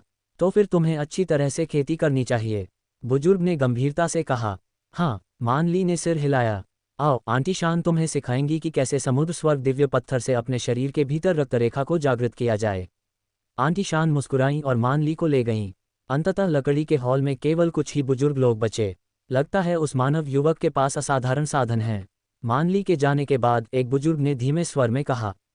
शिशु शून्य क्षेत्र में एक मजबूत साधक को तुरंत मारने के लिए इस बच्चे के पास एक राजा हथियार होना चाहिए। मुझे लगता है कि यह कम से कम एक उच्च स्तरीय राजा शस्त्र तो है। कई बुजुर्गों ने एक दूसरे को देखा और उनकी आंखों में उत्साह की झलक दिखाई दे रही थी। अर्धचरणीय शिशु शून्य क्षेत्र में एक युवक, फिर भी वह शिशु शून्य क्षेत्र में एक महादैत्य को पदच्युत करके मार सकता है। क्या यह उच्च स्तरीय राजा शस्त्र के बिना संभव है? शायद ये भी सम्राट का हथियार है। उनमें से एक खूबसूरत महिला की आंखें चमक उठीं। समुद्री उद्बिलाव जनजाति के मुखिया ने गंभीरता से कहा, इस युवक की पृष्ठभूमि अवश्य ही महत्वपूर्ण होगी। भले ही उसकी कोई खास पृष्ठभूमि रही हो, वह इंसान है और यह राक्षस जाति का समुद्री क्षेत्र है। कोई सम्राट भी इतनी जल्दी यहाँ नहीं पहुँच पाएगा। हम दाईं ओर बैठे एक बुजुर्ग की आंखें भयावह थीं और उसने गला काटने जैसा इशारा किया। नहीं, समुद्री उद्बिलाव के मुखिया ने बार बार अपना सिर हिलाया। आखिरकार वह हमारी जनजाति का मेहमान है। हमारी समुद्री उद्बिलाव जनजाति ऐसा कैसे कर सकती है? मेरी आज्ञा के बिना तुम्हें उसे कतई नुकसान नहीं पहुंचाना चाहिए। बूढ़े आदमी का चेहरा कठोर था। पास खड़े कई बुजुर्गों ने कहा, हम तो बस यूं ही बातें कर रहे थे। हालांकि उनमें से कई बुजुर्गों ने एक दूसरे को देखा और ऐसा प्रतीत हुआ कि वे एक मौन समझौते पर पहुंच गए हैं। द्वीप हमेशा धुंध में डूबा रहता था और कभी कभी सूरज की रोशनी धुंध को चीरकर पेड़ों पर पड़ने वाली चमकदार किरणों से टकराती थी। रुद्र बीवत द्वीप पर 10 दिनों से था और इसी दौरान जूली उसे ढूंढने आई थी। हालांकि मान ली एकांतवास में थे। समुद्र और आकाश दिव्य पत्थर प्राप्त करने के बाद वह अपने शरीर के भीतर सभी रक्त रेखाओं को जागृत करने के लिए इसका उपयोग करने में व्यस्त थी। शिशु शून्य क्षेत्र, शिशु शून्य। पिछले 10 दिनों से रुद्र इसे समझने की जी तोड़ कोशिश कर रहा था, लेकिन वह एक धुंधली आत्मज्ञान की अवस्था में था, एक सफलता के कगार पर। वह लगभग शिशु शून्य क्षेत्र तक पहुंच गया था, लेकिन वह शिशु शून्य क्षेत्र में सफलतापूर्वक प्रवेश करने के लिए वह अंतिम कदम नहीं उठा पा रहा था। शिशु नवजात आत्मा को संदर्भित करता है, लेकिन शून्य क्या संदर्भित करता है? रुद्र ने खुद से बुदबुदाया। एक बार पहले इस मेंशन क्षेत्र में पहुंचने के बाद आगे बढ़ना अविश्वसनीय रूप से कठिन था। हालांकि रुद्र जल्दी में नहीं था, वह लगन से इसे समझने की कोशिश कर रहा था। शून्य का अर्थ है खंडहर, विनाश। शिशु शून्य, क्या इसका अर्थ नवजात आत्मा का विनाश है? अचानक रुद्र को कुछ समझ में आया, फिर भी उसने भौहें चढ़ाईं। यदि नवजात आत्मा नष्ट हो जाए और शून्य में बदल जाए, तो क्या उसकी साधना बची रहेगी? क्या साधक फिर भी जीवित रह पाएगा? यह इतना आसान नहीं होना चाहिए, रुद्र ने सोचा और अपने विचारों को वापस लेना शुरू कर दिया। अचानक रुद्र की आंखें खुल गईं और वह धीरे धीरे उठ खड़ा हुआ। अपनी आध्यात्मिक समझ से उसने अपने घर के बाहर रास्ते पर कुछ आकृतियों को आते देखा। ये बीव कबीले के 4 लोग थे। उनमें 3 बुजुर्ग भी थे, जिनसे रुद्र पहले भी मिल चुका था। इसके अलावा गहरे हरे रंग की चुस्त पोशाक पहने एक महिला भी थी। उसकी चोटियां उभरी हुई थीं और उसकी त्वचा जमी हुई चर्बी जैसी गोरी थी। बीव कबीले के लोग, क्या वे औषधीय जड़ी बूटियां देने आए हैं? रुद्र ने एक पल सोचा, फिर दरवाज़ा धक्का देकर खोला और बाहर निकल गया। युवा मास्टर जियो। जब रुद्र सामने के आंगन में पहुंचा, तो बीव कबीले के कई बुजुर्ग तुरंत उसका अभिवादन करने के लिए आगे आए। सभी को नमस्कार। रुद्र ने हल्के से अपने हाथ उनकी ओर बढ़ाए। कृपया। फिर वह उन्हें सामने वाले स्वागत कक्ष में ले गया। ये हमारे कुल की खोजी हुई कुछ औषधीय जड़ी बूटियां हैं। उनके बैठने के बाद एक आकर्षक और सुंदर स्त्री ने, जिसकी मुस्कान मनमोहक थी, एक हड्डी की अंगूठी निकाली। जैसे ही उसने उसे दिया, एक खास हल्की सी खुशबू रुद्र के नथुनों में फैल गई।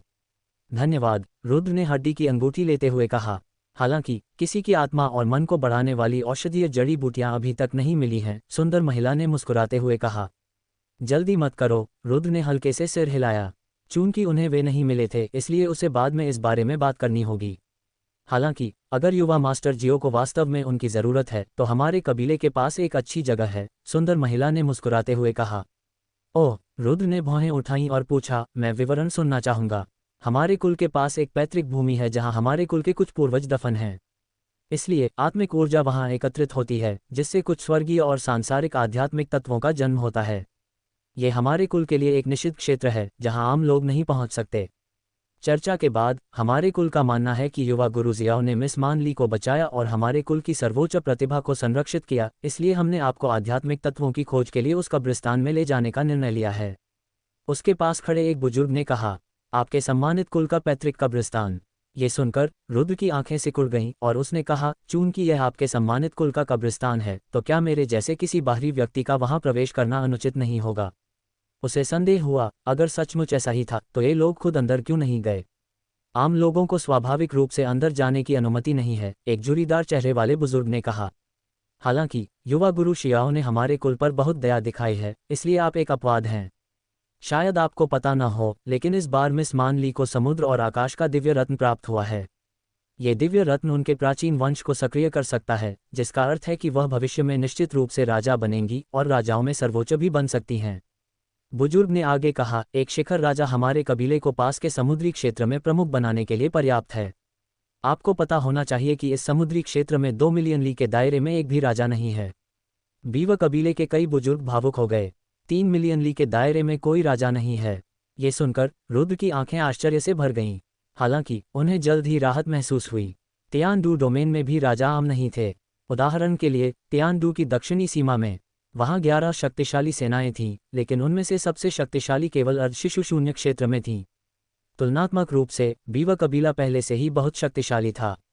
तो युवा मास्टर जियाओ इस बार हमारे कबीले के लिए एक महान उपकारक बन गए हैं। बीव कबीले की खूबसूरत महिला ने अपनी आंखें सिकुड़ते हुए कहा। मैं समझ गया, रुद्र ने थोड़ा सिर हिलाया। इसके अलावा हमारे कुल का शमशान भी असाधारण है। वहाँ आत्मिक ऊर्जा सघन है और हम भी कुछ स्थानों तक नहीं पहुँच सकते जहाँ स्वर्ग और पृथ्वी के आध्यात्मिक तत्व विद्यमान हैं, क्योंकि वे पूर्वज शक्तिशाली थे, लेकिन हम हर पीढ़ी के साथ कमज़ोर होते जा रहे हैं। अफसोस, अब बहुत कम लोग पूर्वजों की समाधि के पास पहुँच पाते हैं। एक बुजुर्ग ने आह भरी। रुद्र का दिल थोड़ा सा हिला, ये सोचकर कि यह समझ में आता है। यदि यह शक्तिशाली व्यक्तियों का कब्रिस्तान न होता, तो यह आत्मापथ आध्यात्मिक सार को कैसे पोषित कर सकता था? अगर युवा मास्टर जियाओ कोशिश करने को तैयार हैं तो हम आपको वहां ले जा सकते हैं, सुंदर महिला ने एक सुंदर मुस्कान के साथ कहा। रुद्र की आंखों में चिंतन दिखाई दिया। बेशक, अगर युवा गुरु जियाओ को कोई चिंता है तो हम आपको मजबूर नहीं करेंगे।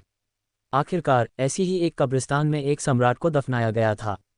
अगर कोई जल्दबाजी में दखलंदाजी करे तो इससे उसके मन को ठेस पहुंच सकती है, या वह सम्राट द्वारा बनाए गए भ्रम में फंस सकता है और खुद को छुड़ा नहीं पाएगा, एक बुजुर्ग ने कहा। हाँ, चूंकि आप सभी इतने दयालु हैं इसलिए मैं निश्चित रूप से इसे आजमाऊंगा, रुद्र ने जोरदार हंसी के साथ कहा। यदि वहां कोई सम्राट दफन नहीं किया गया होता तो रुद्र जोखिम नहीं उठाना चाहता। आखिरकार वह नहीं जान सका कि ये बीवा कबीले के सदस्य वास्तव में क्या सोच रहे थे, लेकिन चूंकि यह एक सम्राट का कब्रिस्तान था इसलिए यह अलग बात थी। ऐसे स्थानों में सचमुच स्वर्ग और पृथ्वी के आध्यात्मिक तत्व मौजूद हो सकते हैं। ये देखते हुए कि भले ही यह खतरनाक था, रुद्र को इसे आजमाना था। ऐसी स्थिति में क्या अब हम चलें? सुंदर महिला ने एक मनोहर मुस्कान के साथ कहा। अच्छा, रुद्र बिना किसी हिचकिचाहट के अचानक उठ खड़ा हुआ। उसने अपने हाथों को प्याले में भरकर कहा, तो मैं तुम सबको रास्ता दिखाने के लिए परेशान करूंगा। आप बहुत दयालु हैं। बीवा कबीले के सभी बुजुर्गों ने अपने हाथ जोड़े और मुस्कुराए। इसके बाद समूह ने रुद्र को द्वीप की गहराई की ओर ले गया। बीवा द्वीप अविश्वसनीय रूप से विशाल था। यदि इसे बाहरी दुनिया में रखा जाए तो यह एक छोटा सा राज्य माना जाएगा। ऊंचे पहाड़ों से घिरे इस क्षेत्र में एक गहरी खाई थी। खाई का प्रवेश द्वार दो पहाड़ों के बीच था और बीवा कबीले के लोग धीरे धीरे रुद्र को उस ओर ले गए। यहाँ पहुंचने पर रुद्र स्पष्ट रूप से महसूस कर सकता था कि इस स्थान पर यह ऊर्जा थोड़ी सघन थी। जब वे पहाड़ी खाई पर पहुंचे तो एक बुजुर्ग ने सामने पहाड़ी दीवार की ओर इशारा करते हुए कहा, यह हमारे कबीले का कब्रिस्तान है। इस पहाड़ी दीवार पर एक प्राचीन पत्थर का द्वार था। पत्थर के द्वार के पास सीढ़ियां थीं और वहां दो प्राचीन जानवर रखे हुए थे। ये प्राचीन जानवर ऊदबिलाव थे। इन प्राचीन जानवरों के चारों ओर प्राचीन आभा की लहर फैल गई। इस समय पत्थर के दरवाजे पर एक द्वारपाल खड़ा था। वह बर्फ सी सफ़ेद मूंछों वाला एक बुजुर्ग व्यक्ति था। जब समूह आया तो बूढ़े आदमी की आंखें चमक उठीं और वह मदद नहीं कर सका, लेकिन रुद्र पर एक अतिरिक्त नज़र डाली। एल्डर जिंग, हम अपने उपकारकर्ता को कब्रिस्तान में भ्रमण के लिए ले जा रहे हैं, बीवा कबीले के ग्रैंड एल्डर ने आगे बढ़कर शर्मिंदा मुस्कान के साथ कहा। हम, एल्डर जिंग ने थोड़ा सिर हिलाया, फिर कहा, एक बार अंदर जाने के बाद हमारे पूर्वजों की आत्माओं को परेशान मत करना। जरूर जरूर, बीवा कबीले के कई बुजुर्गों ने बार बार सिर हिलाया। फिर एल्डर जिंग ने एक टोकन निकाला। एक जटिल हस्तमुद्रा बनने के बाद टोकन प्रकाश के पैटर्न से जगमगा उठा और सामने वाले पत्थर के द्वार में समा गया।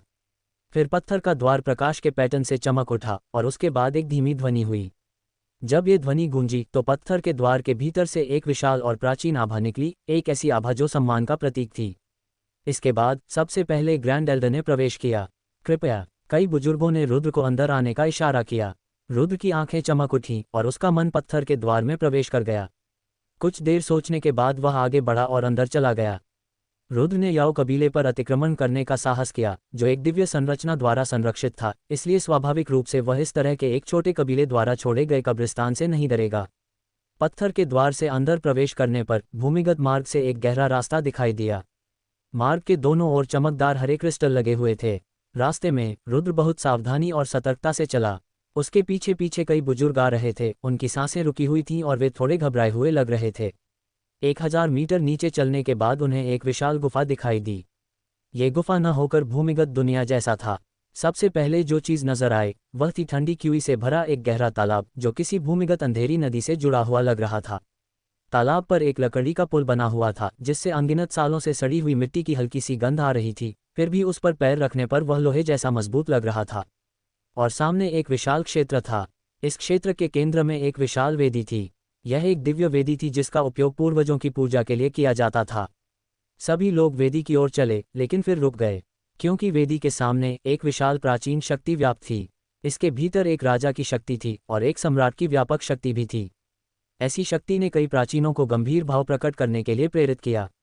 यहाँ तक कि रुद्र ने भी थोड़ा सा भौहें चढ़ाईं। जैसा कि अपेक्षित था, एक सम्राट को यहाँ दफनाया गया है। रुद्र ने मन ही मन सोचा, इन लोगों ने उससे झूठ नहीं बोला था। युवा गुरु जियाओ, कब्रिस्तान आगे है।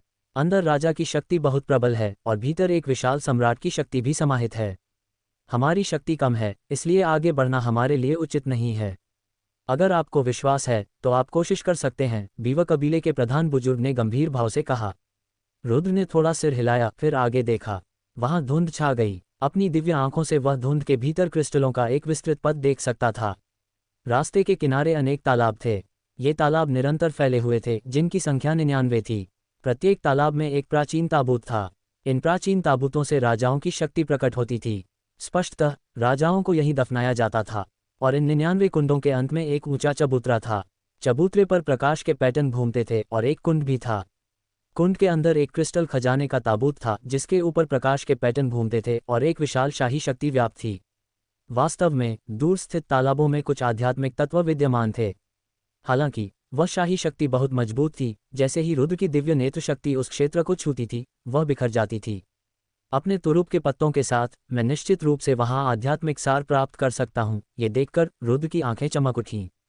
वह इस यात्रा में व्यर्थ नहीं आया था। उन कुंडों में मौजूद आध्यात्मिक सार के साथ वह कई सोल स्पिरिट गोलियों को परिष्कृत कर सकता था। इस प्रकार फैंटम वर्म और एवरग्रीन टर्टल की चोटों को कुछ हद तक ठीक किया जा सका। युवा मास्टर जियाओ, क्या आपको विश्वास है कि आप प्रवेश कर सकते हैं? 20 बुजुर्गों ने मुस्कुराते हुए पूछा। अगर नहीं तो जबरदस्ती मत करो, उस खूबसूरत महिला ने एक शालीन मुस्कान के साथ कहा। आगे कुछ आत्मिक इरादे बाकी हैं। अगर तुम अंदर जाओगे तो कमजोर दिमाग वाले प्रभावित होंगे और भ्रम में पड़ जाएंगे, खुद को बाहर नहीं निकाल पाएंगे। चूंकि मैं यहाँ हूँ, मैं कोशिश जरूर करूँगा। उन्हें बोलते देख रुद्र के होठों पर मुस्कुराहट आ गई। फिर वह आगे बढ़ा और चल पड़ा। युवा मास्टर जियो, अपना ध्यान रखना। 20 कबीले के सदस्यों ने रुद्र को आते देख चेतावनी दी। धन्यवाद, रुद्र ने हल्की मुस्कान के साथ कहा। वह आगे बढ़ता गया और तेजी से आगे की ओर बढ़ता गया। वहां कुछ खाली पूल थे। कुंडों के ऊपर धुंध छाई हुई थी और एक लहर दिखाई दे रही थी, जिससे भ्रम का आभास हो रहा था। अगर कोई साधारण व्यक्ति अपने मन को मुक्त करके धुंध को छू ले तो उसे मंत्रमुग्ध होने का एक खतरनाक एहसास भी हो सकता था। जैसे जैसे रुद्र कदम दर कदम आगे बढ़ता गया, उद्बिलाव बुजुर्गों के मुंह के कोनों पर एक अजीब चाप बनने लगा। क्या ऐसे युवक के लिए इतनी हद तक जाना उचित है? सुंदर स्त्री मुस्कुराए और अपने बगल में बैठे तीनों बुजुर्गों को संदेश भेजा। उसकी राय में रुद्र अभी अर्धचरण शिशु आत्मा क्षेत्र में ही था। वह उनके खिलाफ क्या कर सकता था? इस तरह ये पूरी तरह सुरक्षित रहेगा। उसके बगल में बैठे एक बुजुर्ग ने सिकुड़ी हुई आंखों और हल्की मुस्कान के साथ कहा। ये लोग दूर संवेदी तरीके से संवाद करते थे, लेकिन उनके भाव शांत रहते थे। वह यहाँ है। अचानक जैसे ही रुद्र आगे के छोटे रास्ते के पास पहुंचने वाला था, ग्रैंड एल्डर की आंखें चमक उठीं। फिर उसने एक हाथ की मुहर बनाई। अचानक आगे जमीन पर एक प्रकाश की चमक दिखाई दी और एक अजीब उतार चढ़ाव शुरू हो गया। पूरा शून्य कांप उठा, लहरें फैल गईं। आगे के कुंडों में एक विशाल आत्मिक शक्ति रुद्र की ओर एकत्रित हुई। भिन्न भिन्न अचानक शून्य हिल गया और एक संरचना अंतरिक्ष साकार हो गया। एक संरचना। जब शून्य कांप उठा तो रुद्र की आंखें सिकुड़ गईं और उसके मुंह के कोने पर ठंडक का भाव उभर आया। जैसा कि उम्मीद थी, तुम्हारे इरादे बुरे हैं। संरचना के अंदर रुद्र शांत रहा। उसने मुड़कर पीछे देखा। उसी क्षण लहरें उठीं और 4 उद्बिलाव बुजुर्ग क्रमिक रूप से संरचना में शामिल हो गए। इसका क्या मतलब है? रुद्र की आंखें सिकुड़ गईं जब उसने चारों बुजुर्गों को देखा। हे युवा गुरु जियाओ, आपने अपनी अर्धचरणीय शिशु आत्मक्षेत्र साधना से शिशु आत्मक्षेत्र काले सींग वाले बैलदानव का वध कर दिया। आपके पास जरूर कोई सर्वोच्च खजाना होगा, है ना? सुंदर स्त्री ने शालीनता से मुस्कुराते हुए रुद्र की ओर कदम बढ़ाए। उसकी आवाज अलौकिक थी, मानो स्वर्ग से आए हो। इस संरचना के भीतर एक आत्मा शक्ति ने रुद्र के दिमाग में घुसपैठ करना शुरू कर दिया। मेरी आत्मा को हड़पने की कोशिश कर रहे हो? ये तो बस एक छोटी सी चाल है। रुद्र की आंखें चमक उठीं और एक शक्तिशाली आत्मिक शक्ति फैल गई। आत्मा को पकड़ो। उसकी दिव्य आंख की एक गति के साथ एक शक्तिशाली आत्मा को पकड़ लेने वाली शक्ति आगे बढ़ी। तुरंत ही उस सुंदर स्त्री का मन कांप उठा। अच्छा नहीं, उसके पीछे बैठे बुजुर्गों की आंखें सिकुड़ गईं। वाह! एक बुजुर्ग ने तुरंत कदम उठाया और अपना बड़ा हाथ रुद्र की ओर बढ़ाया। यह अर्धचरणीय दिव्य क्षमता क्षेत्र विशेषज्ञ था। उसके एक ही प्रहार से आगे का शून्य कांप उठा और भयानक आभा ने रुद्र की दिव्य नेत्र शक्ति को चकनाचूर कर दिया। इस वजह से सुंदर स्त्री भी होश में आ गई और बुजुर्ग के विशाल हाथ ने इस अवसर का लाभ उठाकर रुद्र को अपने घेरे में ले लिया। आधे कदम की दिव्य क्षमताओं का क्षेत्र। जब विशाल हाथ प्रकट हुआ तो रुद्र की आंखें सिकुड़ गईं। मुझे चोट पहुंचाना इतना आसान नहीं है। उसने अपना शरीर हिलाया और अपने मूल स्थान से गायब हो गया। वह कहाँ है? ये देखकर चारों उद्बिलाव बुजुर्ग आश्चर्यचकित हो गए। उनकी आंखें बदल गईं, जिससे पूर्ण सतर्कता प्रकट हुई। मार्शल सील। अचानक इस संरचना के भीतर रुद्र प्रकट हुआ। उसकी आंखें चमक उठीं और मार्शल सील उसके सिर के ऊपर तैरने लगी। एक शक्तिशाली मार्शल डोमेन बल उतरा। ये किस प्रकार की शक्ति है? जैसे ही मार्शल सील प्रकट हुई, पूरा गठन कांप उठा और चारों बुजुर्गों ने अपने चारों ओर की आभा में परिवर्तन महसूस किया। क्या ये डोमेन शक्ति है? तो इस बच्चे के पास कितना खजाना है। चारों उद्बिलाव बुजुर्गों की आंखों में अचानक एहसास हुआ, यह आध्यात्मिक मुहर अच्छी है, लेकिन दुर्भाग्य से तुम्हारी शक्ति बहुत कम है। महापुरुष ने ठंडी सांस ली। उनके विशाल हाथ की एक गति से एक विशाल हाथ शून्य को चीरता हुआ धीरे धीरे क्षेत्र की शक्ति को तोड़ता हुआ आगे स्थित मार्शल सील की ओर बढ़ा। उसी समय अन्य वृद्धों ने भी अपनी चाल चली। हे, बेहतर होगा कि आप आज्ञाकारी होकर अपना खजाना सौंप दें। सभी उद्बिलाव बुजुर्गों के चेहरे पर भयंकर भाव थे। इन 4 व्यक्तियों में से 3 अर्धचरण दिव्य क्षमता क्षेत्र तक पहुंच चुके थे। वह सुंदर स्त्री भी शिशु आत्मा के शिखर पर पहुंच गई थी। ये संरचना काले सींग वाले बैल दानव से कहीं अधिक शक्तिशाली थी जिसका उन्होंने पहले सामना किया था। इसके अलावा ये लोग पूरी तैयारी के साथ आए थे, जिससे रुद्र के लिए छिपकर हमला करना बेहद मुश्किल हो गया। लगता है मैं इन लोगों पर घात नहीं लगा सकता, रुद्र ने हल्की सी आह भरी। पहले पीछे हटो। उसने अपने मन को गति दी और मार्शल सील को अपनी चेतना के सागर में खींच लिया। वाह, इस समय 4 बीवा कबीले के शक्तिशाली लोगों ने भी हमला किया। Origin token. जैसे ही हमले हुए, ओरिजिनल डिवाइन रून्स का एक विस्फोट हुआ। दिव्य रून चमक उठे और उनके सभी आक्रमणों को रोक दिया। धमाका। एक जबरदस्त गर्जना ने आकाश को हिला दिया और एक विशाल उतार चढ़ाव फैल गया। चारों उद्बिलाव बुजुर्गों को एक भयानक बल द्वारा 1000 मीटर पीछे उड़ा दिया गया। हालांकि रुद्र की आकृति अब संरचना स्थान के भीतर दिखाई नहीं दे रही थी। उसने वास्तव में इसे अवरुद्ध कर दिया। उसने अभी अभी कौन सा सर्वोच्च खजाना सक्रिय कर दिया। अपने शरीर को स्थिर करने के बाद उद्बिलाव के बुजुर्गों ने एक दूसरे की ओर देखा। इस युवक की पृष्ठभूमि बहुत ही दुर्जय है। ग्रैंड एल्डर की आंखें गहरी हो गईं क्योंकि उन्होंने ध्यानपूर्वक संरचना के भीतर उतार चढ़ाव को महसूस किया। उसकी आभा अब संरचना में नहीं है। एक संक्षिप्त अनुभूति के बाद ग्रैंड एल्डर का चेहरा काला पड़ गया। वह संरचना के बाहर है। अचानक एक बुजुर्ग ने कहा, संरचना के बाहर। सभी उद्बिलाव बुजुर्गों ने अपने मन की बात कह दी। जैसे ही उन्होंने अपना दिमाग बाहर निकाला, उन्होंने वास्तव में संरचना के बाहर रुद्र को पाया। अपनी पूरी ताकत लगा दो, उसे भागने मत दो। बोलते हुए बड़े बुजुर्ग की आंखें सिकुड़ गईं। समझ गया। तुरंत बीव बुजुर्गों ने सहमति में सिर हिलाया। भिन्न भिन्न। इस समय ये संरचना झिलमिलाई और फिर विलुप्त हो गई। चारों बुजुर्ग एक दूसरे के बगल में खड़े होकर रुद्र को ठंडी निगाहों से देख रहे थे। उनसे एक शक्तिशाली आभा निकली जो नीचे की ओर दबाव डाल रही थी। तुम्हारे तरीके हमारी कल्पना से कहीं ज्यादा हैं, लेकिन तुम अंततः शिशु आत्मा क्षेत्र से नीचे एक साधक ही हो, महापुरुष ने आंखें चमकाते हुए कहा।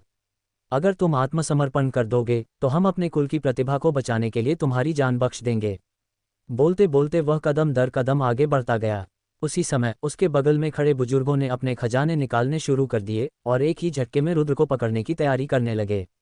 खजाने। रुद्र की आंखें सिकुड़ गईं और उसने ठंडी सांस ली। तुमने मुझे यहाँ सिर्फ घात लगाने के लिए फुसलाया था, है ना?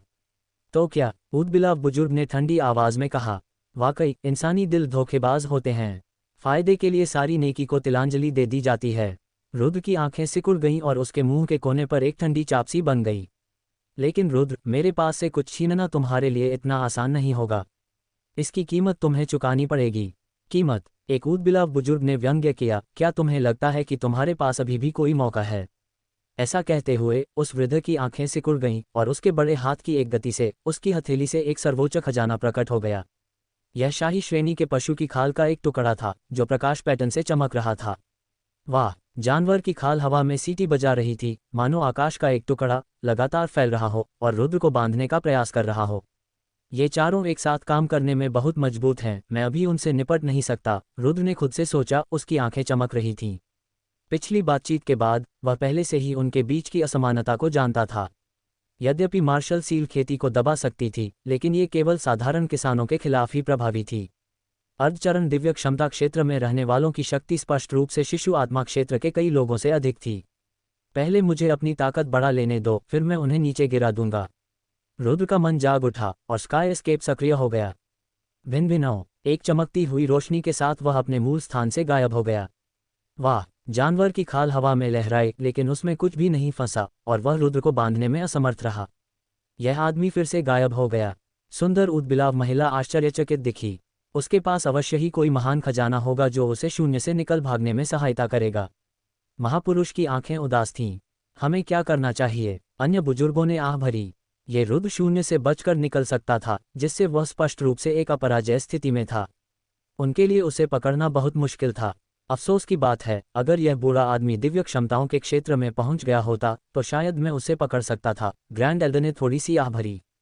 लेकिन इस समय उसके पास कोई रास्ता नहीं था।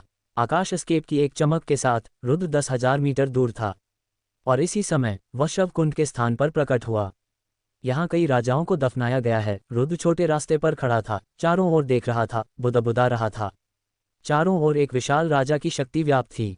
उस राजा की शक्ति के भीतर भी एक मंत्रमुग्ध कर देने वाली शक्ति फैली हुई थी। बीव कबीले के सदस्य स्वाभाविक रूप से दूसरों को भ्रमित करने और भ्रम पैदा करने में सक्षम थे। इन राजाओं के नष्ट हो जाने के बाद उनकी आत्मा क्यों फैल गई, जिससे आसपास का क्षेत्र भ्रम जैसा लगने लगा। चारों ओर धुंध छाई हुई थी, जिससे आम लोगों के लिए वहां प्रवेश करने के बाद मन की स्पष्टता बनाए रखना कठिन हो गया था। यहाँ तक कि बीव कबीले के सदस्य भी अपवाद नहीं थे।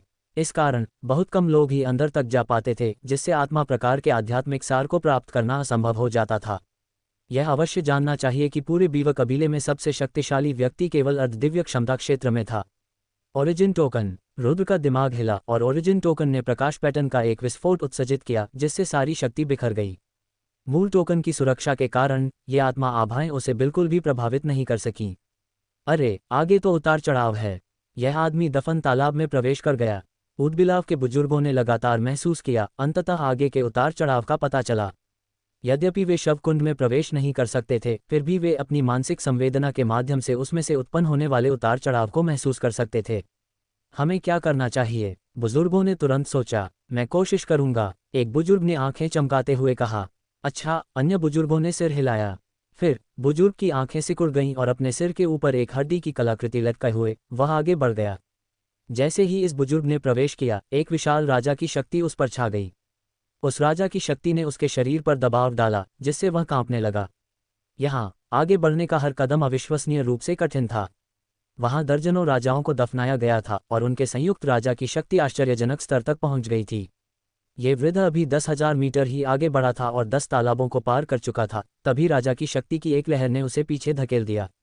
इतना ही नहीं, उसके शरीर पर स्थित हड्डी की कलाकृति भी मंद पड़ गई तथा एक आत्मा की आभा उसके मन पर आक्रमण करने का प्रयास करने लगी। मैं और आगे नहीं जा सकता, बुजुर्ग ने भौहें चढ़ाते हुए जल्दी से पीछे हटते हुए कहा। अन्यथा उसका मन निश्चित रूप से साफ नहीं रहेगा।